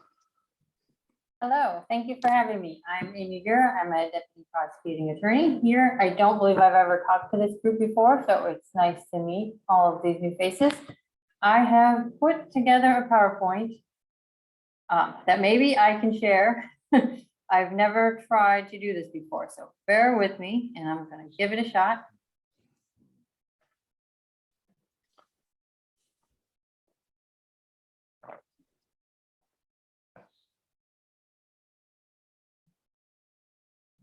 Tell me, please, if you are able to see that.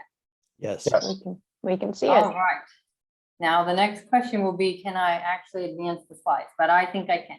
So, County Council has asked me to come and talk to you and many of the council volunteer groups, advisory committees, commissions, all of the various groups about the Open Public Meetings Act and the Public Records Act. So I'm gonna go pretty broad and then leave some time for questions at the end. But if in the middle something isn't making sense, please raise your hand or maybe shout out, because I'm not sure I can see everybody on my screen. And we'll stop and get your questions addressed so that it makes sense going forward. So starting here, let's see. Come on, computer. Aha, I've done it. So I'm going to start with the Open Public Meetings Act. It is called the OPMA. It's contained in Chapter 4230 of the RCWs. And it's a very easy concept, I think, for everyone to grasp, which is that all meetings of governing bodies are open to the public. It applies to all governing bodies and agencies and sub-agencies of those governing bodies, which means it applies to you as an agency of San Juan County. And it defines meeting as a majority of a governing body. And correct me if I'm wrong, but I believe you all have 7 commissioners. Is that right? Right. Correct. Yes. Okay. So 4 of you would make a meeting. And this matters because if 2 of you are going out to lunch and you happen to be talking about land bank business, that is not a land bank commission meeting. If 4 of you go out to lunch and are talking about land bank business, you are having a meeting. And now it is a problem because you're not following the rules of the Open Public Meetings Act. So what does this mean? What I just said, it means that discussion amongst a meeting of the commissioners has to be done during a public meeting.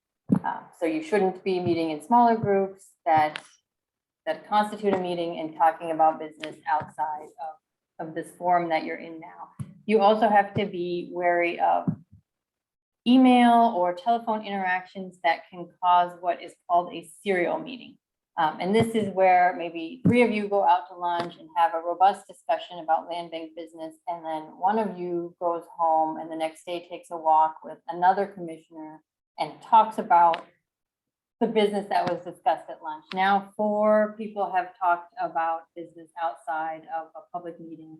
It's a serial meeting, and it's also a violation of the Open Public Meetings Act. And I think this is the concept that's hardest for groups to grasp, because at the moment that you're doing it, it doesn't seem like there's a problem, but you really can't control what each individual that you're talking to, who they're going to talk to. And so while it is not a violation to talk in smaller groups, the best practice is to avoid it when you can. Keep your comments on land bank business to land bank meetings. And should you have a conversation with a good buddy or friend, make sure you have an understanding between the 2 of you that you are not then going to go talk to other commissioners and cause this serial meeting problem. And that applies to in-person conversations, telephone conversations, also text conversations and emails. So what can happen sometimes is an email goes out, perhaps even to the whole commission from staff or something saying, hey, this is happening. We'll talk about it next Friday. Then one person replies all and says, I'm against that for these reasons. Now you're having a meeting of the whole group. Or one person emails another person who forwards that email to 2 other people. As soon as you get to that magical number 4, majority of your commission, you're having a meeting and you're having a problem.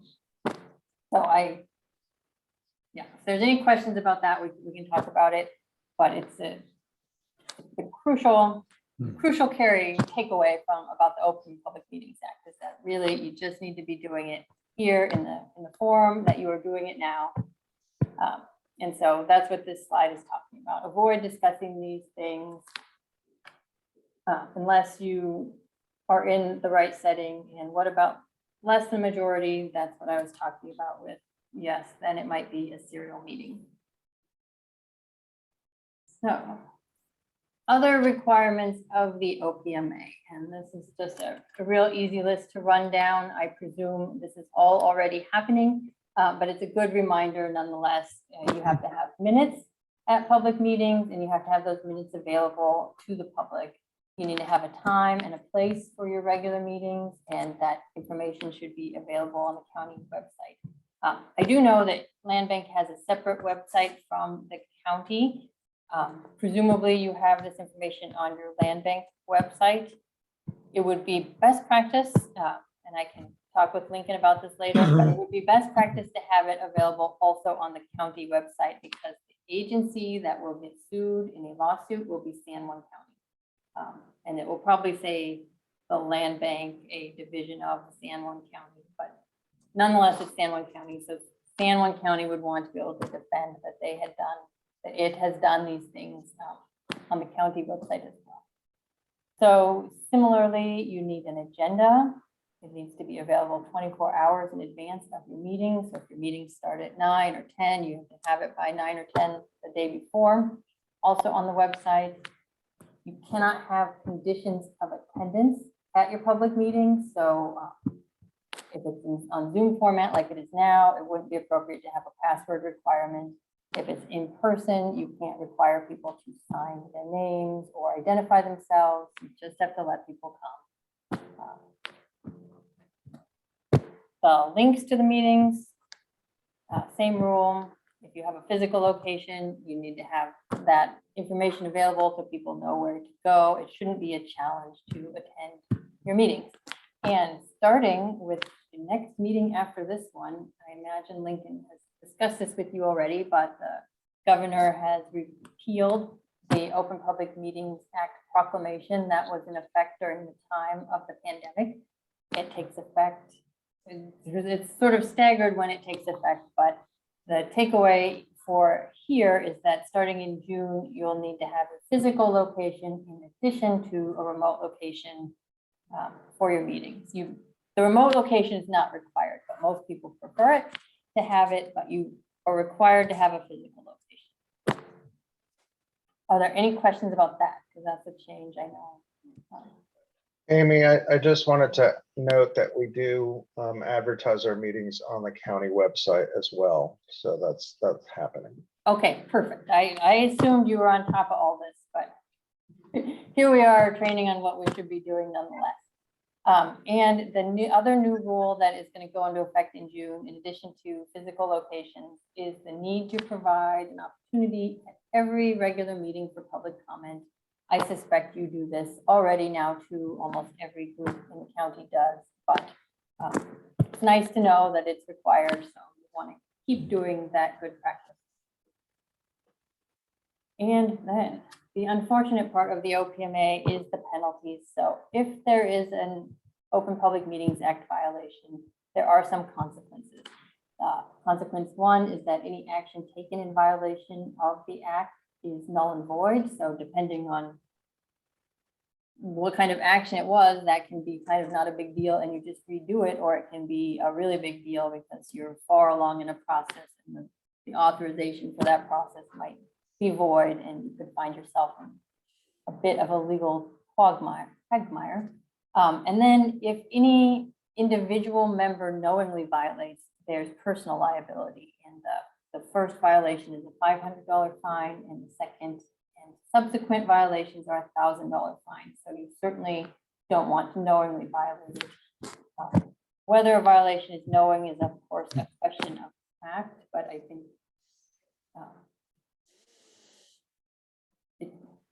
if you've had training, which you're having now, and then you go do something that's contrary to the training, probably the court is going to say you should have known better, you knowingly violated.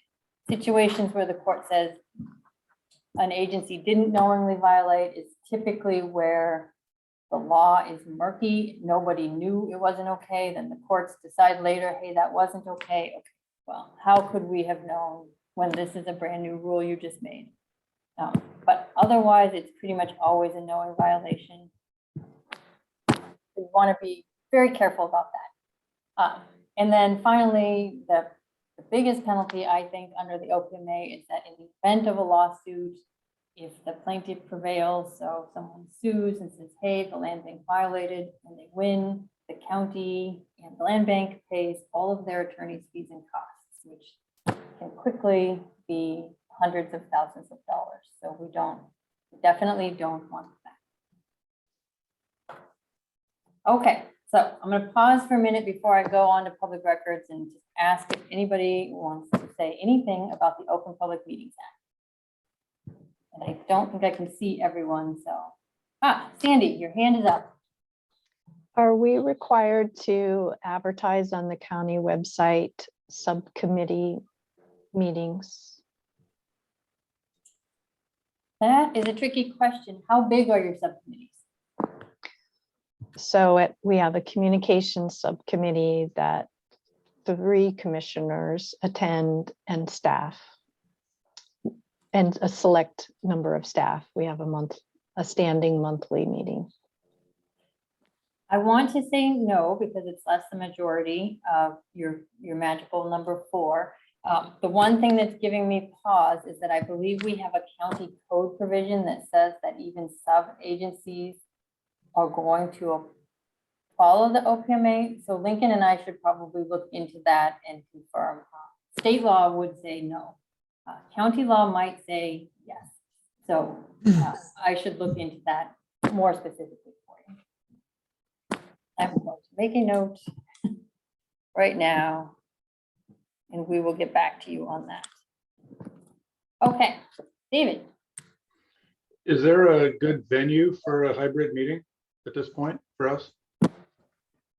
I think most groups are meeting somewhere in the council chamber area. That's where the planning commission is meeting, the Board of Health, council, obviously. I don't know. Lincoln, do you have any thoughts? Yeah, we're testing this out right now, actually, with using the conference room at the administration building. So that's where both errands are.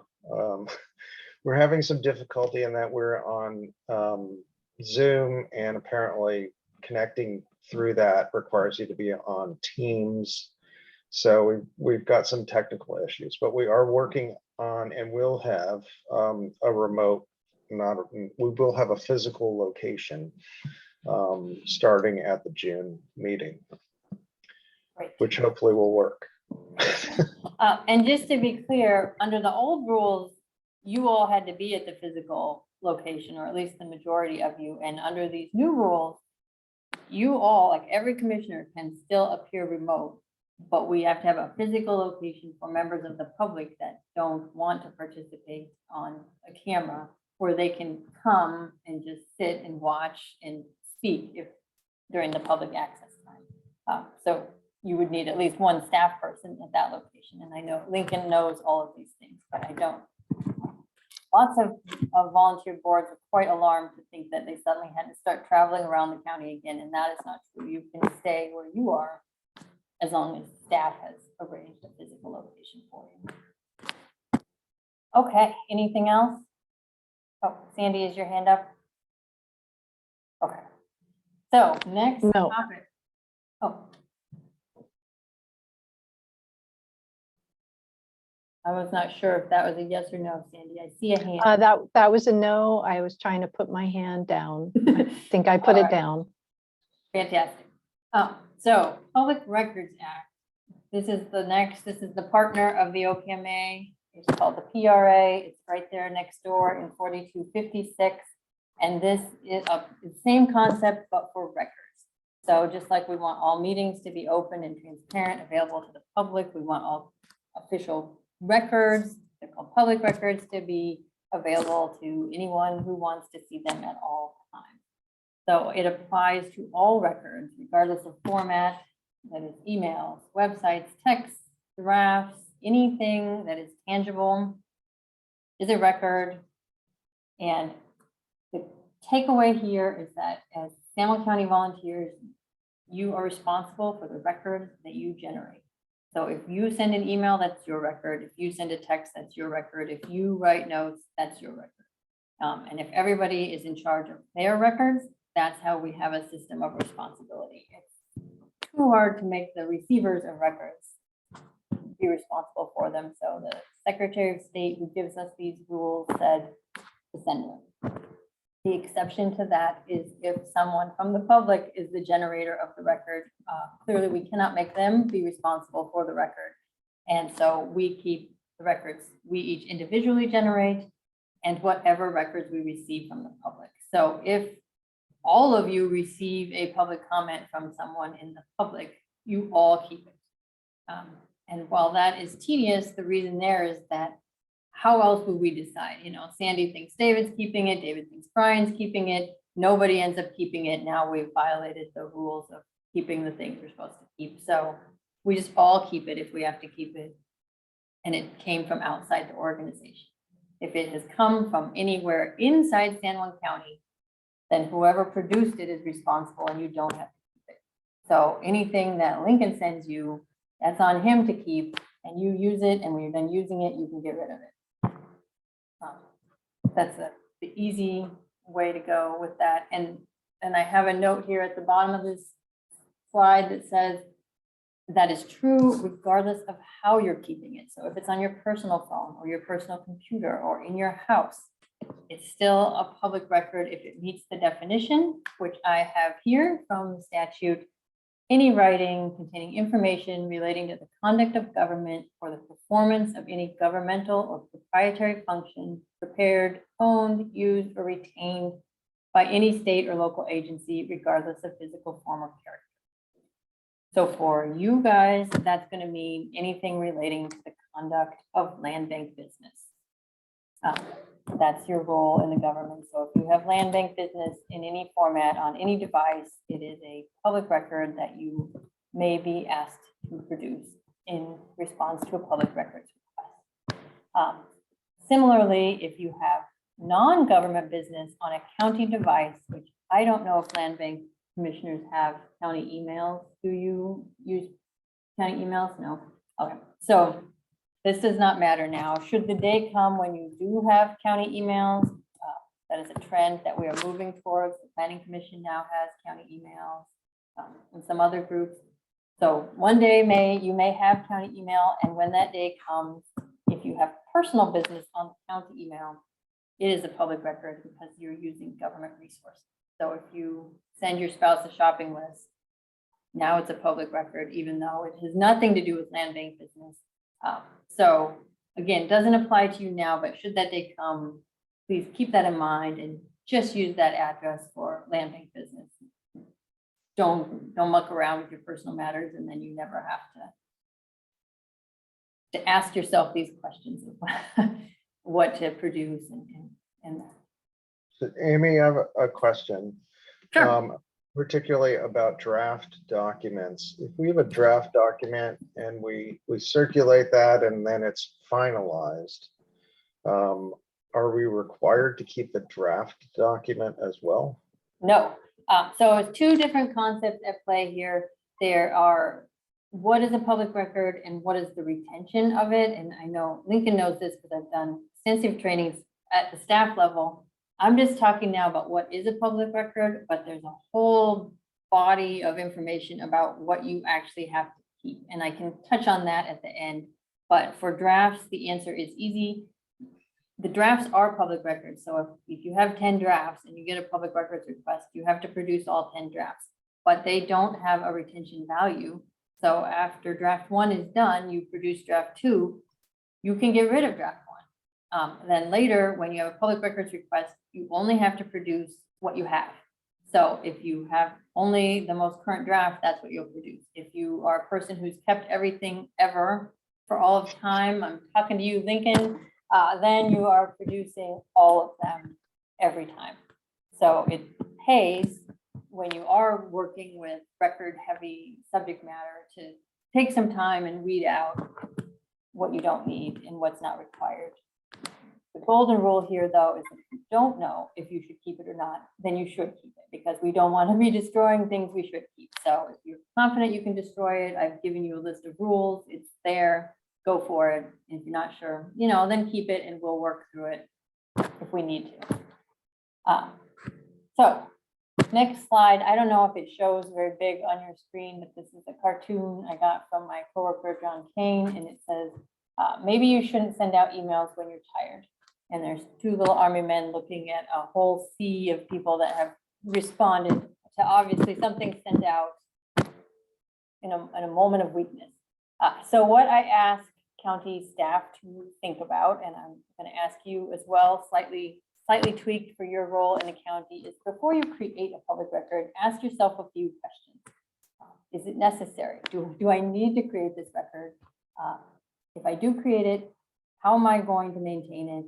And then sort of related to the cartoon, is it appropriate? So if you're hungry, tired, angry, any emotion that is not typical, that's probably not the time to create a public record. You should send an email, draft something like that, because it's going to live for a long time and you're not going to want it out there when you feel differently in the future. So I don't know that this is something that anybody actually needs to be told, but it's part of the training, so we're going through it. And the same thing for, is it necessary? Sometimes there's nothing wrong with a public record. It's completely innocuous. But if everyone is making 20 or 30 of them a day, and then we get a public records request, and I see Lincoln is laughing because he can probably tell you lots of personal stories of all the public records requests that land bank staff get, and it will say something really irritating, like, we want every public records request where Lincoln uses the word acquisition. And then there we are with 5,000 emails, and it's not a big deal. That's fine. It's Lincoln doing his job, but it takes a tremendous amount of staff time, his time, the public records clerk's time, my time, IT's time. And if we really only needed to send 1,000 of those 5,000, we can all do the math and see that would be 1/5 the work of having created a lot of records. So, as commissioners, I don't expect a lot of this to apply really heavily to you in your day-to-day, but I do think it's helpful to have an understanding of how it works, how it affects staff, and just be thoughtful. In our private lives, we email whenever we want, whatever we want, and we expect that to be mostly private, knowing, of course, that it can always be forwarded. In the government setting, that is just not true. So everything you write lives for a long time and it's viewable by everyone. And we want to be mindful of that. And you particularly want to be mindful if you're talking about things that are sensitive related to land bank business. So if you're talking about property acquisition, prices, long-term plans that you normally would not share with the public, be thoughtful about putting them in email. Because of course there are exemptions in the Public Records Act. Sometimes they are tricky and nonsensical and something we think should be exempt is not. And even when it is, it takes a lot of time to do it. And there is always the risk that we mess it up. People make mistakes. We might not catch everything. And so the risk is lower if there are less things to catch. So the phone is your friend in these situations, so long as you're not having a serial meeting. All right. That was the quick and dirty of the OPMA and the public records. And I'm going to stop screen sharing so I can see you all again. Do you have any questions? I see one hand. Mike. Thank you. How long do we have to keep these records? So I have a list of retention requirements for public records. I can provide it to Lincoln and he can share it with all of you. It's really geared towards county staff and email usage. I do think that the day will come when you all have county emails, and that will be especially important to know. But things that have no retention value that you can get rid of right away when you're done with them is anything related to scheduling or in the moment interactions. I'm free now, call me now, I'm available Thursday. There's no substance there. That's an easy one. So you can just get rid of all of those things. If it's got substance, if it's actually land bank business, so, and you're creating it, the safe answer is to keep it. And if you find that you are overloaded with things, reach out to your staff person and they can work with their office to help you manage those or take them from you when you're not using them anymore and keep them in our system so that you're not responsible for keeping them. Again, I expect most of the things you're getting, you're receiving. So Lincoln or whomever from the land bank is sending you out board packets and materials in preparation. You're not responsible for keeping those because whoever has sent them to you is keeping them. So you can use those for your meetings and get rid of them. But if you have some serious thoughts and you send them back to Lincoln, not to everyone, because that would be an OPMA issue, but you send them back just to him or to Doug or someone else, then that has substantive value. There's going to be a retention requirement for that. Retention requirements are nuanced and complicated, and the safest thing to do is just keep it. And if that matter has moved on, say it's something that the land bank dealt with last year and you've moved past it now and you think, gosh, I'm just a volunteer, why do I have all this junk I'm keeping? Then talk to Lincoln about how to get it over to the county so that the county can keep it and you can wipe your hands of it. Other questions? You are a quiet group. I talked to the planning commission this morning and there were just like hands everywhere all the time. All right. Amy, I have a question about text messages. So we've had cases where there's a public records request and people have 1 million text messages which they have not deleted on their phone. What are the rules about retention of text messages? So the retention rules apply to the content of a record, not to its format. So it's the content we're looking at, not whether it's an email or text or on paper. So if you have text messages that are just logistics, like I have seen text messages from land bank staff saying, I'll close the gate tonight. Who's closing the gate tonight? There's no retention value there. The best thing to do is just delete those. They are public records because they are talking about land bank business. They don't have a retention. But if you are talking about substance, so not just meetings and logistics and location in the moment, I'm here, where are you, I'm on the corner. If it's outside that scope, you do need to keep it regardless of its format. And so if those are bogging down your phone, you should see Lincoln because we have a software here in the county where you can come bring your phone and we can just pull them all off and put them onto the server. And then you can delete them from your phone and not have to worry about it. And they are preserved and we've met our requirements under the law. And the advice that I give to county staff, don't text substantive stuff and you never have to deal with this problem. Just use text for transitory purposes only, the convenience that it provides everyone. But if you have something serious to say, do it in another format. Yeah. Brian. Amy, what about messages? And I'm thinking about email messages to all, which have nothing immediately to do with commission business, but are general informational stuff like, Congress has just authorized the Land and Water Conservation Fund. Yay. I think it's a tough call where the line is when it's land bank business or not, because if I were playing devil's advocate and I wanted to sue the county, I would say if it's not land bank business, then why did Brian send it out to the land bank commission? So Yeah.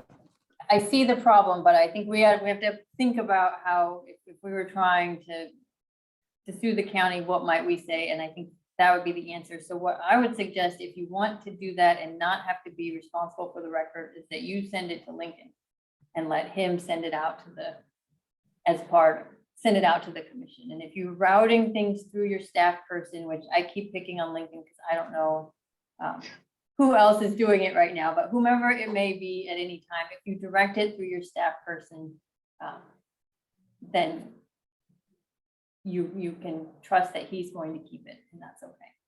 Okay, thanks. Anybody else? Amy, I have a question. It's Krista Campbell. I can't find my raise my hand toggle right now. I'm kind of wondering, as commissioners leave the commission, how does that work? Once we become private citizens and are no longer volunteering or whatever. Yes. Well, I hope that there's some sort of exit practice in play, and when you leave the commission, you turn over your public records to the county to manage. So that if we get a public records request for something in 2014, we're not going back and trying to find all the people that were involved then and ask them if they've kept everything. But when you leave the commission, just turn that stuff over. Okay. Yeah. Anything else?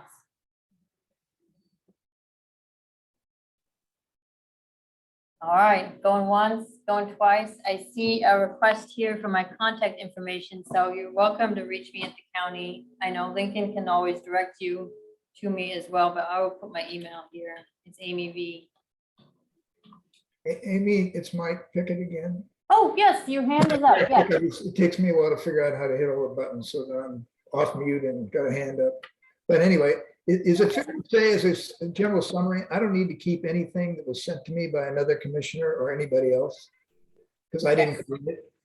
You don't need to keep anything sent to you by anyone within the organization. So commissioners, county, yes. If a member of the public sends you something saying, hey, Mr. Pickett, I feel strongly about this land bank issue, you have to keep that. Okay. And what I would suggest you do with it is send it on to Lincoln so that he can keep it with the other public comments. And it's not, you know, we're not trying to give you all a bunch of admin work to do in addition to your volunteer work. So to the extent that county staff can do some of those things for you, you know, I would encourage you to let them. Thank you. Everything you forward to county staff is going to be captured on the server, so, and retained. So that's the end of it. You know, it will be there if someone wants it. Yes.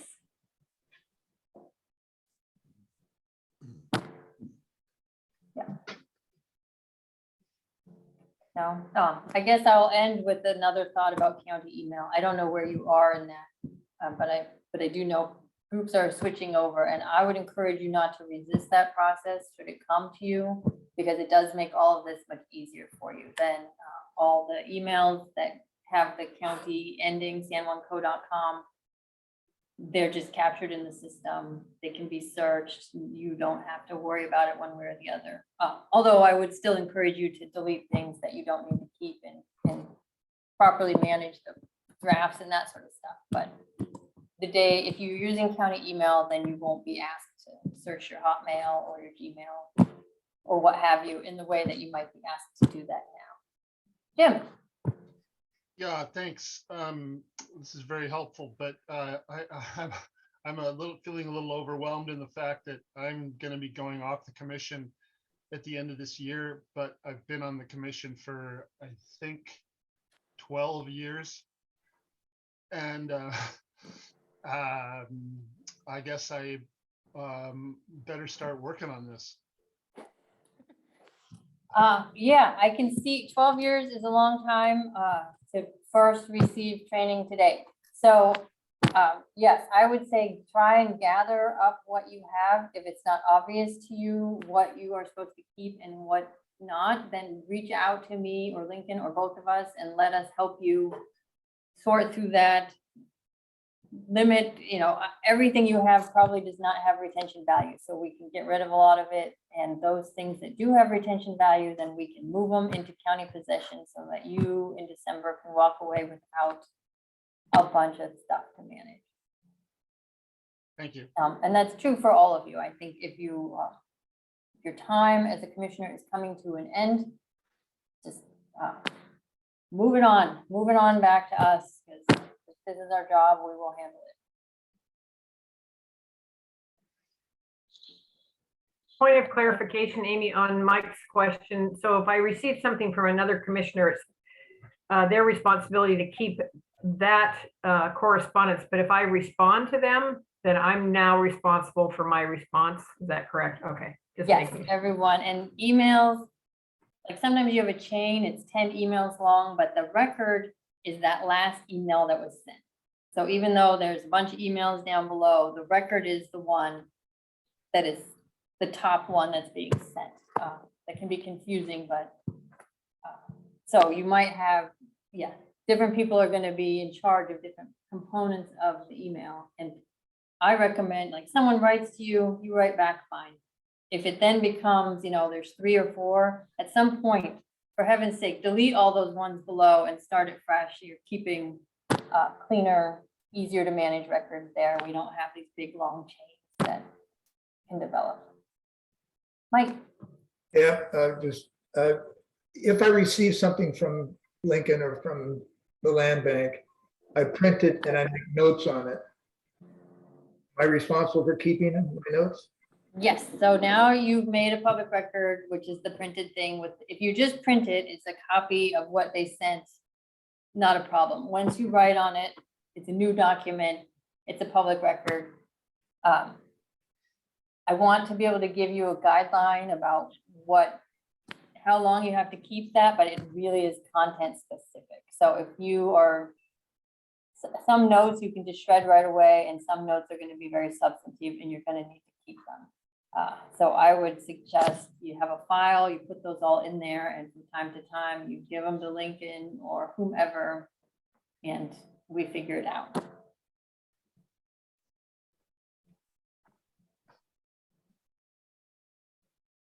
Okay, any more questions for Amy?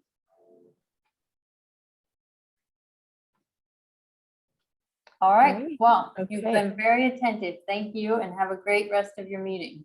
Thanks so much. Thank you, Amy, very much. All right, see you Thanks, later.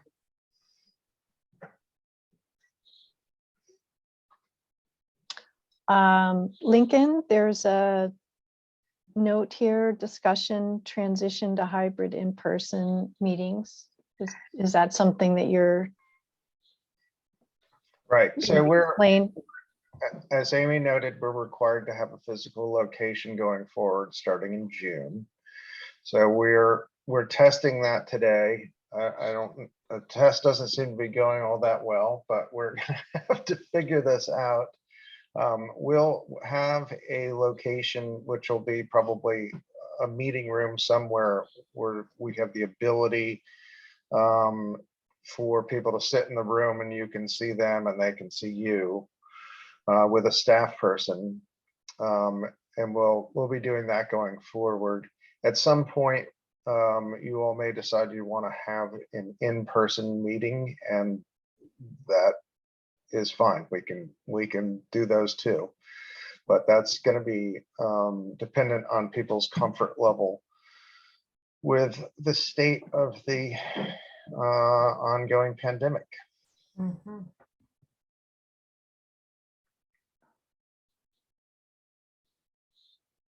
Okay, That's all.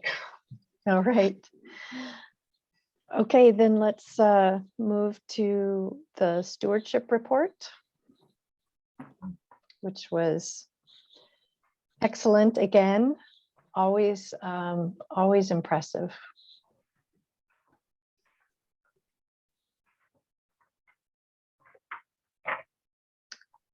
Are any stewards wanting to give a verbal report? Peter? Hello, everyone. I just wanted to remind everyone that the Turtleback Stewardship and Management Plan draft is out for public comment until May 27th. We've gotten some comments so far, and we'll be summarizing those along with our responses in a table that we'll make available to folks. Kind of related to that, we're hosting some walks on Turtleback, and the next one, the third and final one, is on Tuesday, 24th, 5:30 p.m. And that's, an opportunity to see the birds and the bees and the wildflowers, which are all great right now, but also for folks to ask about things we're talking about in the draft plan. And then tangentially related, sorry. Sorry, how's the attendance been on those? It's been light, but really good actually, in terms of the conversations, and people seem to be quite happy with them. I think there were 4 people at the first one and 7 at the second. Okay. And then on June 3rd, we're hosting a walk through the forest management demonstration project areas, which is something we wanted to do as part of the grant, but also just give folks a chance to see that up close and ask questions about it. And Peter, a question about that. So is that something that would be beneficial to private property owners who might have timber management plans and things like that? Is that? Sure. I mean, there's nothing revolutionary about what we're doing up there, but yeah, I would encourage people with interest in forest management, anyone, to come along to that. We went over those projects in a PowerPoint presentation that we posted online, so folks can see that to understand what we were trying to do. But yeah, there's nothing like standing on the ground and looking at things. So we will have wrapped up the work on those 3 projects by the time that tour happens. So in the next few days, really.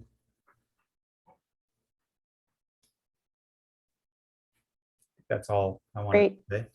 Great. Thank you, Peter. Thank you for holding those public events.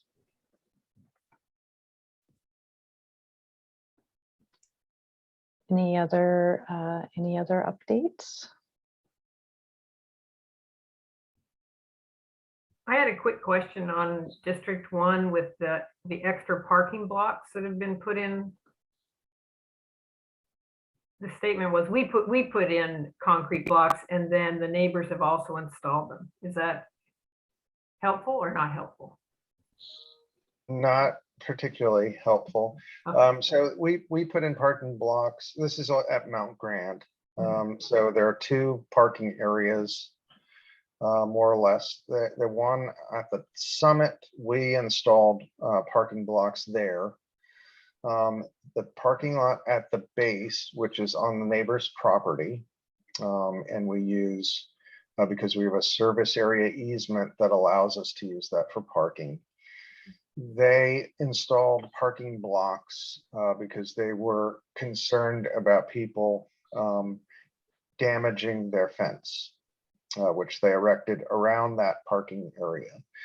So they put up the parking blocks. It's not terribly helpful. It'll protect their fence, that's for sure, but the way they're set up, it's just as confusing as ever, really, about how you should park there. So no, not really a big deal, honestly.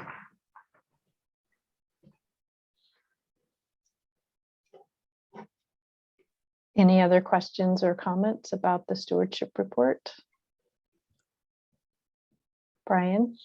Yeah, Sandy, I have a question, pardon me, about something that's not on the stewardship report. And I realize Charlie isn't here, but can we have an update on the status of Calfeld Farm management applications? Applications are due in a little over a week. So what have we received so far, and what's our plan to deal with them? Peter, can you would you be able to answer Yeah, that or? I'll try. I haven't talked to Charlie about this in a week or so. So Lincoln, if you know otherwise, let me know. But yeah, we received one proposal from Eric and Amy Lum, and and we also I think made ourselves available for additional tours if folks were interested. But I believe we have the one proposal, and we'll review it and respond after the deadline. So thank you, Peter. What's the plan to review and respond? Is that going to be a staff response, or do we have a committee, or how's that going to be handled? Lincoln, are you up on that? I mean, I believe we have the criteria for the review already established, and I can't recall if there was a final head count on the committee. I don't remember that either. Certainly, if we have a commissioner or two who want to participate in that review, that would be great. I thought we had a Kaufelt lease committee that formed at the beginning or in December that worked on the RFP, and were they not gonna continue as with the review process, or? Well, that's a good question. That wasn't clear to me. My understanding was that it was initially to put together the RFP. The RFP, okay. And release, but beyond that, I'm not sure. I think Charlie could answer this question very quickly, but I think we have a core committee. It was just in my mind, it was a question of how many people might join that in addition to that board. I see, and maybe it would be good to also see what we have, refer back to either minutes, or we have a agricultural policy. Now, I think we talked in there about who would be included in reviewing applications. Andy, I'm So- looking, I just grabbed my Kaufelt file because it's always handy. But there is, I guess, I'm just trying to quickly look at, we mentioned a proposal selection criteria. Proposals will be evaluated and scored by a selection committee composed of land bank staff and commissioners. Okay. That's about all. It doesn't really refer to the lease development committee per se. Selection committee will primarily use the criteria listed below, blah, blah, blah. So that's all it says, is there will be a selection committee composed of Okay. staff and commissioners. Well, since it's May and June is the deadline for receipt, is that right, Peter? Can we go ahead and confirm what commissioners would want to participate in the selection as part of a selection committee? Brian, might you be willing to continue? Sandy, may I make a proposal? Yes. The fact that to date anyway, we have only received one application should simplify the process considerably. So my good point. My suggestion is that staff review and screen the proposal,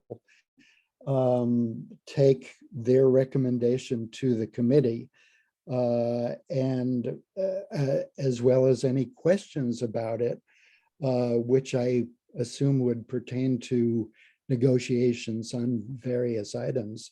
And the committee can get together hopefully once and review those, decide whether any of those questions need to be forwarded to the commission as a whole, and then proceed to authorize whoever to negotiate with the proposers. Beautiful plan, because we still have time left also in potentially receiving proposals. I think, right, Peter? Yeah, okay, that sounds good. Okay, anything else on the stewardship report? Any other questions or comments? Other than big thank you, and the pictures are really helpful and great. Sandy, there's a question from the public. There is, let me see here. Eileen? Oh, Eileen, I see you there. Okay. Hi. You're unmuting, you just unmute yourself. Have to unmute, Eileen. Okay, done? Yes, Yeah. we can hear I you. want to acknowledge Eliza Habiger, who last night was the main presenter for the annual meeting for the San Juan Preservation Trust. She was superb. She was here earlier on the meeting and she's not now, but I hope that will be recorded so that people can see if any of you missed her or anybody else. She was just wonderful. So thank you, Eliza. I know you're gone. Thank you. Thank you for that. Will staff please share that comment with Eliza? Definitely. Also, the trust pretty routinely posts stuff on YouTube. I saw recently that their last year's annual meeting was posted on YouTube, so I'm guessing this one will be as well. Okay. Brian, did you have your hand up again, or was that left over? No, that was an applause for Eliza. And Oh, thank you okay. to Eileen for saying that. Okay, good. Then let's move on to the outreach and volunteer report with Tanya.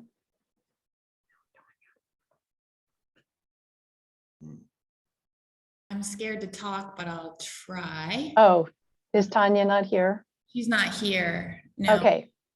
But I think it's a segue for what Eileen said is the Sailor Seed Project has done a lot of outreach events and they've been really popular.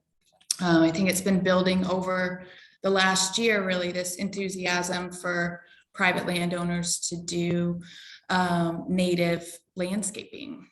So I think other than that, Krista joined Tanya at the Ride the Rock event last month. And in terms of kind of communication materials, Tanya's kind of has the annual report is we're reviewing proofs of it currently, and she's also working on a newsletter. So it's been quite busy. But a lot of staff support for some of these events. Thank you, Erin. And trying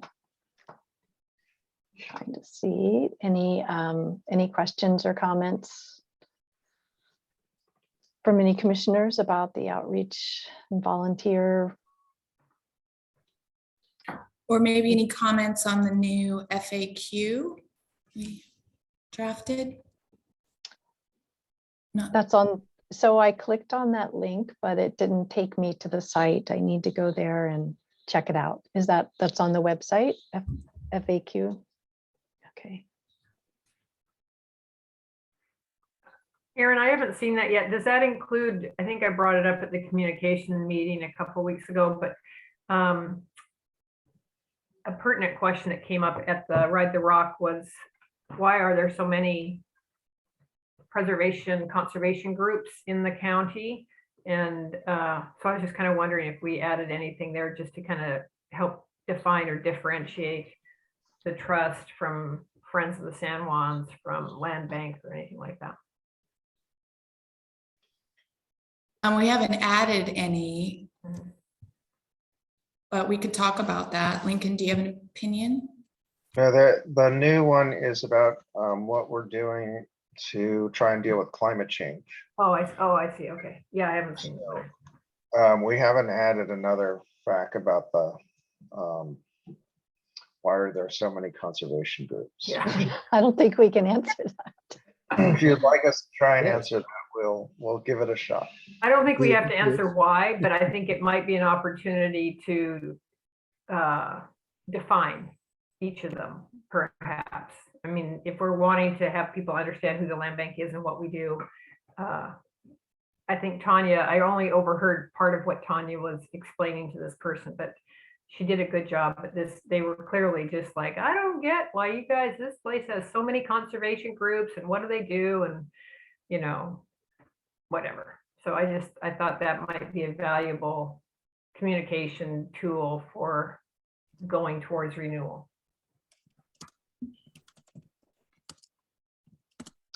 Okay, good point.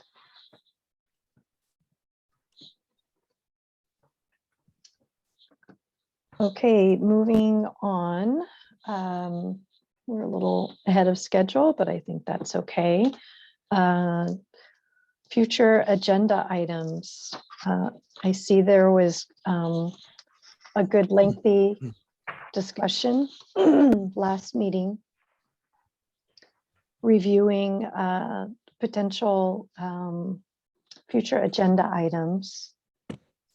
And the conclusion was Krista asked for input on the following topics for further in-depth conversation. So there were two things that were bolded in the minutes. One was resiliency, climate change, and the other non-traditional use of land bank properties. So were those the two settled upon future agenda items to be discussed? Or there, and I see there was also a question about having any, is there an agenda item that needs another in-depth meeting, like how we had Caulfield?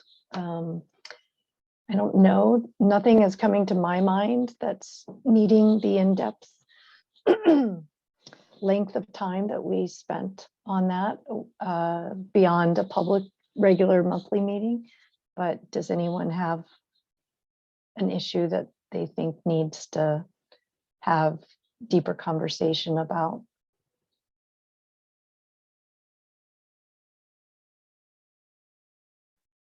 Well, my understanding was those just the two topics you mentioned, the resiliency and tribal access, non-traditional use, those two topics, I think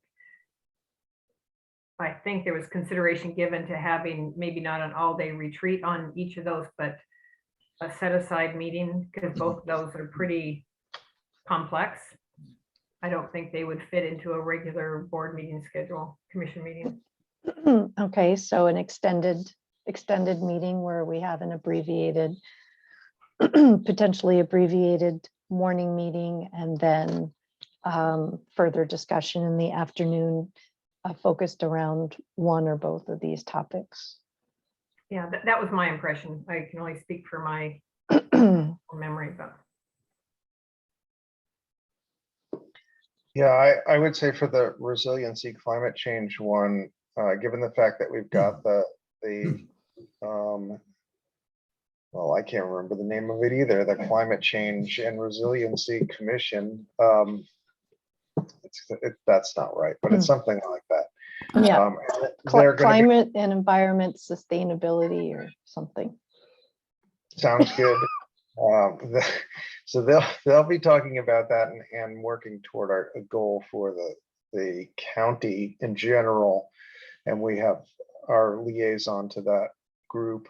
Also, I'm expecting the Preservation Trust to produce their conservation plan in June, which certainly is going to have, this will be featured as one of their key components. So I'm kind of, I saw a draft. Well, I attended a presentation sometime back as they were working on it, and I'm really looking forward to seeing what they come up with as a final version. So I think that'll help us a lot. That makes sense to hold off on an extended meeting until we know how we're plugging in there. Brian? Sandy, I wasn't at the meeting, and I guess you weren't either. So right. I'm not sure exactly what was meant or discussed about non-traditional uses. or how that relates to tribal issues. But I'm still interested in an issue that came out of the retreat that I think that you brought up, which was, to my mind, would fall into non-traditional uses. And that is, and I think I saw this somewhere in the minutes, things like, biochar, I'm trying to think what else. Well, and a potential issue came up about solar panel access on land bank lands, things like that, conservation and climate change related things. And I don't think we ever really got a chance to dig into that potential, which would be something different for the land bank. Yes, you're right. We didn't delve into it. My thought, and this isn't kicking the can, but my thought is that this climate, and I've already forgotten it again, even though Aaron put it up there, Climate and Sustainability Advisory Committee, that those kinds of things would come up within that in terms of what is needed in the county, and that then we could discuss that. Do you think that it would be smart to wait and see what comes out, or do you want to have that discussion ahead of time? I think that sounds good. Waiting, yeah, to see. Okay, to see where we can fit. Krista?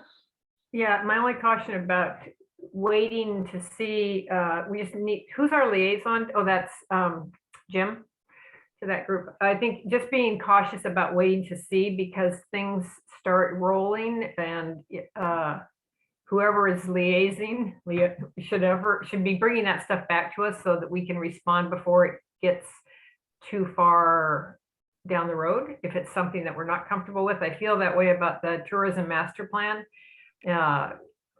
That's part of the reason I'm attending those meetings, but because I think, you know, decisions are being, there's a lot of different groups working right now, different levels, both with climate change, tourism, housing, whatever.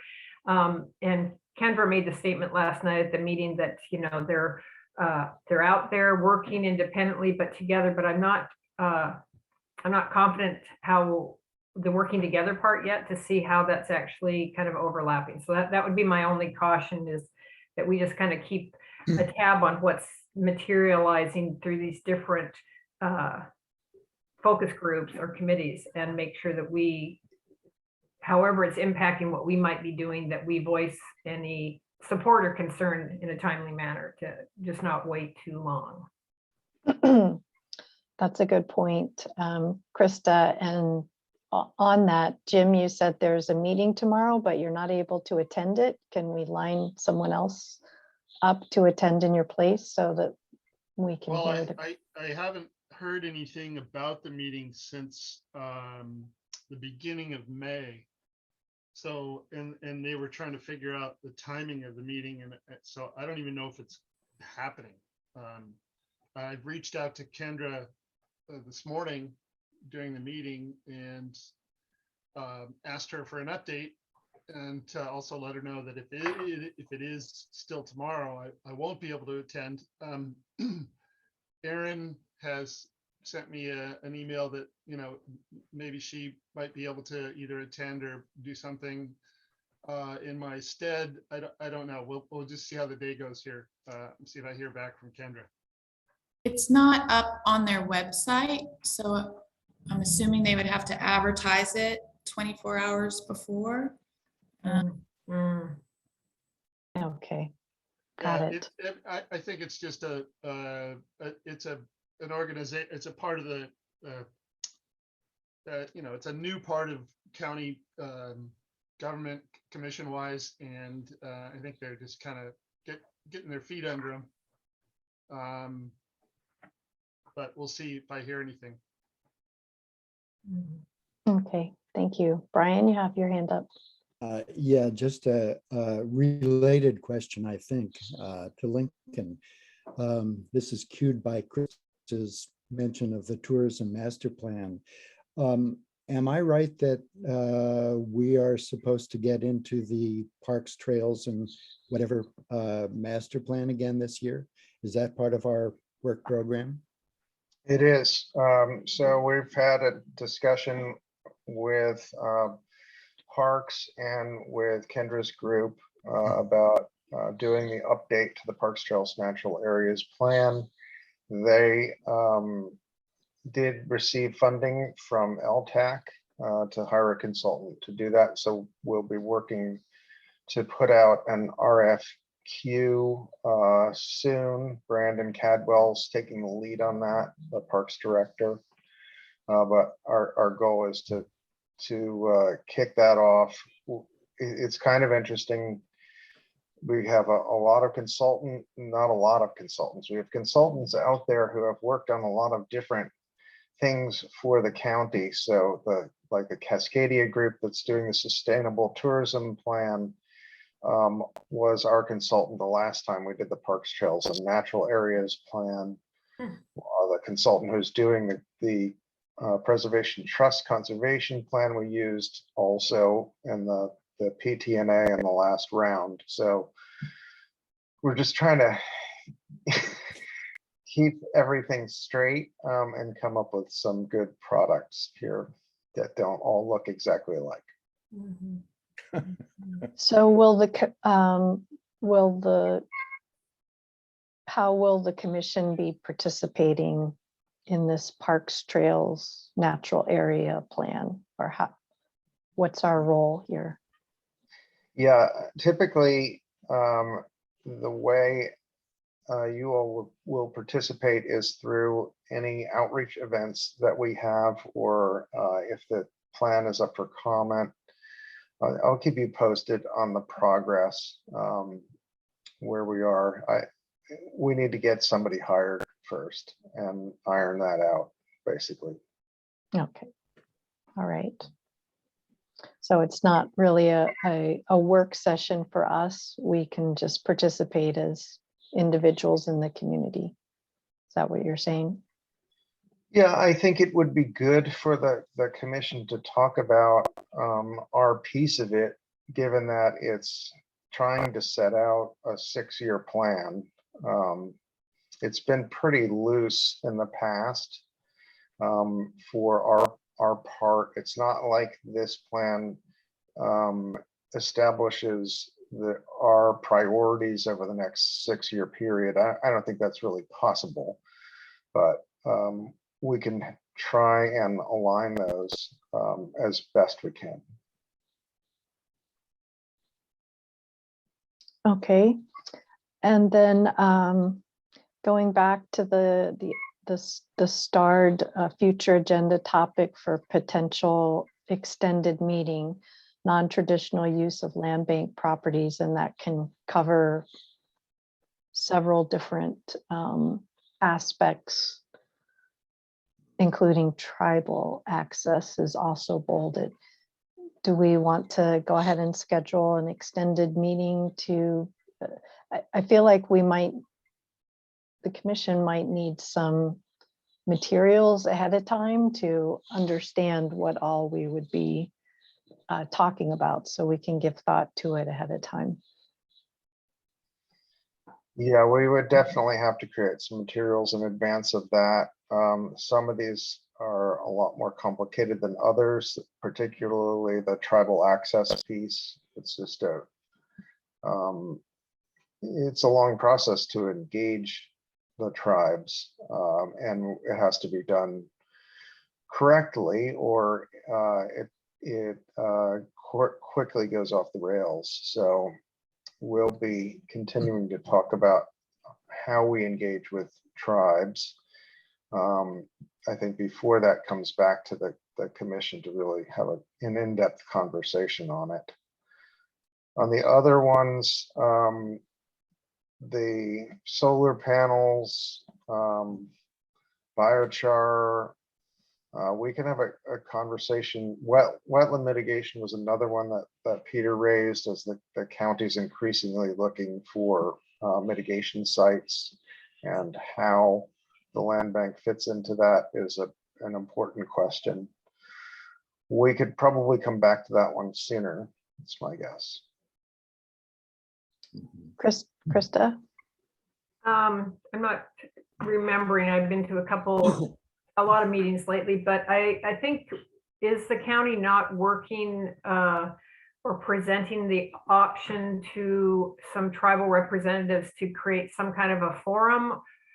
Is that not within our county, where they're trying to create a vehicle where they're getting more than one person from, because it's hard to say even tribal representative, because unless they're sanctioned by the tribe, they're not really a representative, they're just participating at a meeting. But I thought at one of the meetings in the past week or so, they've talked about creating some kind of a group that will bring together representatives from a number of the tribes, where conversations related to tribal issues or sensitive properties will reach a greater number of tribal perspectives versus making individual calls and contacts. Is that, does anyone else, have you heard anything about that? But I'm pretty sure Sam Barr was on that. It was Sam Barr, who I think some of you know. Anyway, he was on the call that I was watching, and he was expressing appreciation for the creation of that forum. So I'll try to find out more about that. But I think if that's actually happening, then whoever's doing that might be a good person to bring to our discussion to see what's going on there, because it's very complex, and no one claims to be a representative very often when you're in a meeting with someone. So if there's some vehicle that's being created that's going to help facilitate those types of discussions, I think that's going to be really helpful to us. So I'll try to find out what meeting that was at and who's doing it, and I'll get back to Lincoln with that info. Okay. As I understand it, that is a BLM initiative. Oh yeah, that's who it is. Right. Yeah, it was Tracy's on here. She's one of the Max people. So yeah, that's who we need to talk to about how that's going. Hi, Tracy. Hey, it'd be Rich Bailey that you could reach out to, and I can connect you. And anything that happens at that meeting will be private between the tribes. There won't be anything published, but certainly the format and the forum process could be, Rich Bailey can keep you in the loop. Good, thank you. Thank you.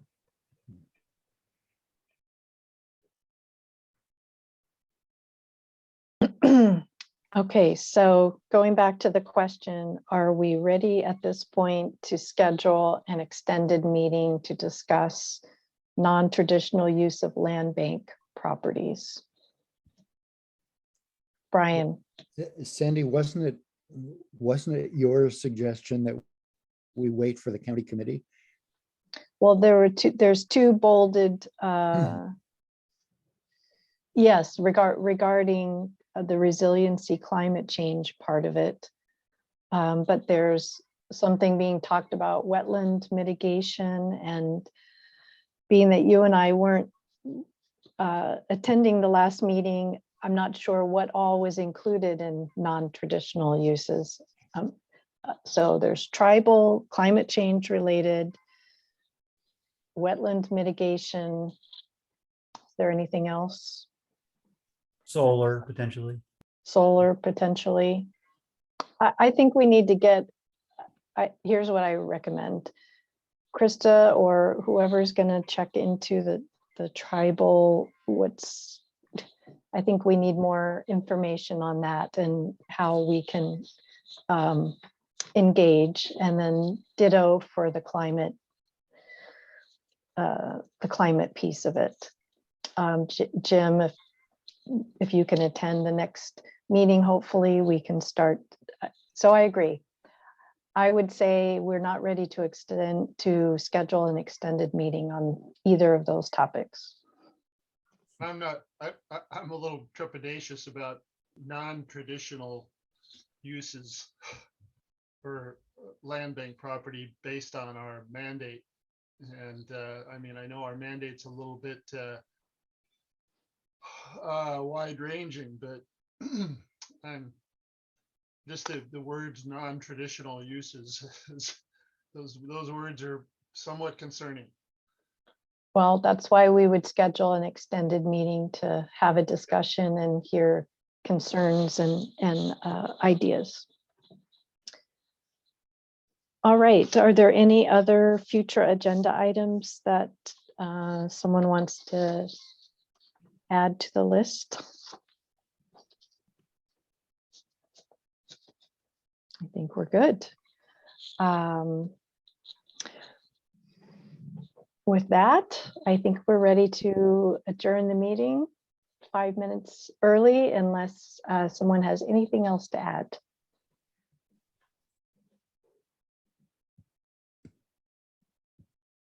Nada. Brian. Yeah, I'll just ask a question again, since I missed that discussion, but there was a mention somewhere in the minutes about, I guess, a brief discussion about the land bank's participation in the East Sound UGA restoration or something. I assume that was referring to the East Sound swale. Can anybody speak to that a little bit? I was a little bit surprised to see that being in the UGA. I think that came out of a discussion where there was a member of the public who suggested potentially conserving a property that's within the swale, and it seemed like it was more of a regulatory issue than a land bank acquisition issue. So that's really, and the broader topic was really about the fact that the commission's been very careful about doing projects within UGAs where it might be limiting density, and that's realistically the only place that density can be added in the county under the Growth Management Act. So I'm not sure we need to do much more on that one. Okay. It's difficult. From that meeting, we had a whole list of future agenda items that we kind of looked through, and there was that section in the minutes is a bit convoluted because I think it's trying to keep track of that discussion. But we looked at things and kind of got rid of the ones that we didn't think warranted an in-depth discussion. That was probably one of them. The dog parks had some discussion, and then it went by the wayside. So there was only a couple that actually percolated up off that list, and I don't have that in front of me. It might have been easier if that was, in these minutes, but anyway, that's kind of where some of these random comments are coming from. There was at least a list of maybe a dozen topics for possible in-depth discussion. Got it. Thanks. Right, and we've talked today about the two that did rise to the top and decided that we're not ready yet to add them to an agenda. Okay, so with that, I'm adjourning the meeting. Okay. Thank you, everyone. Oh. Okay. Have a good Bye-bye. weekend, everybody. Thank Eileen, you. nice to Bye. see your face. Glad you're here. Bye-bye.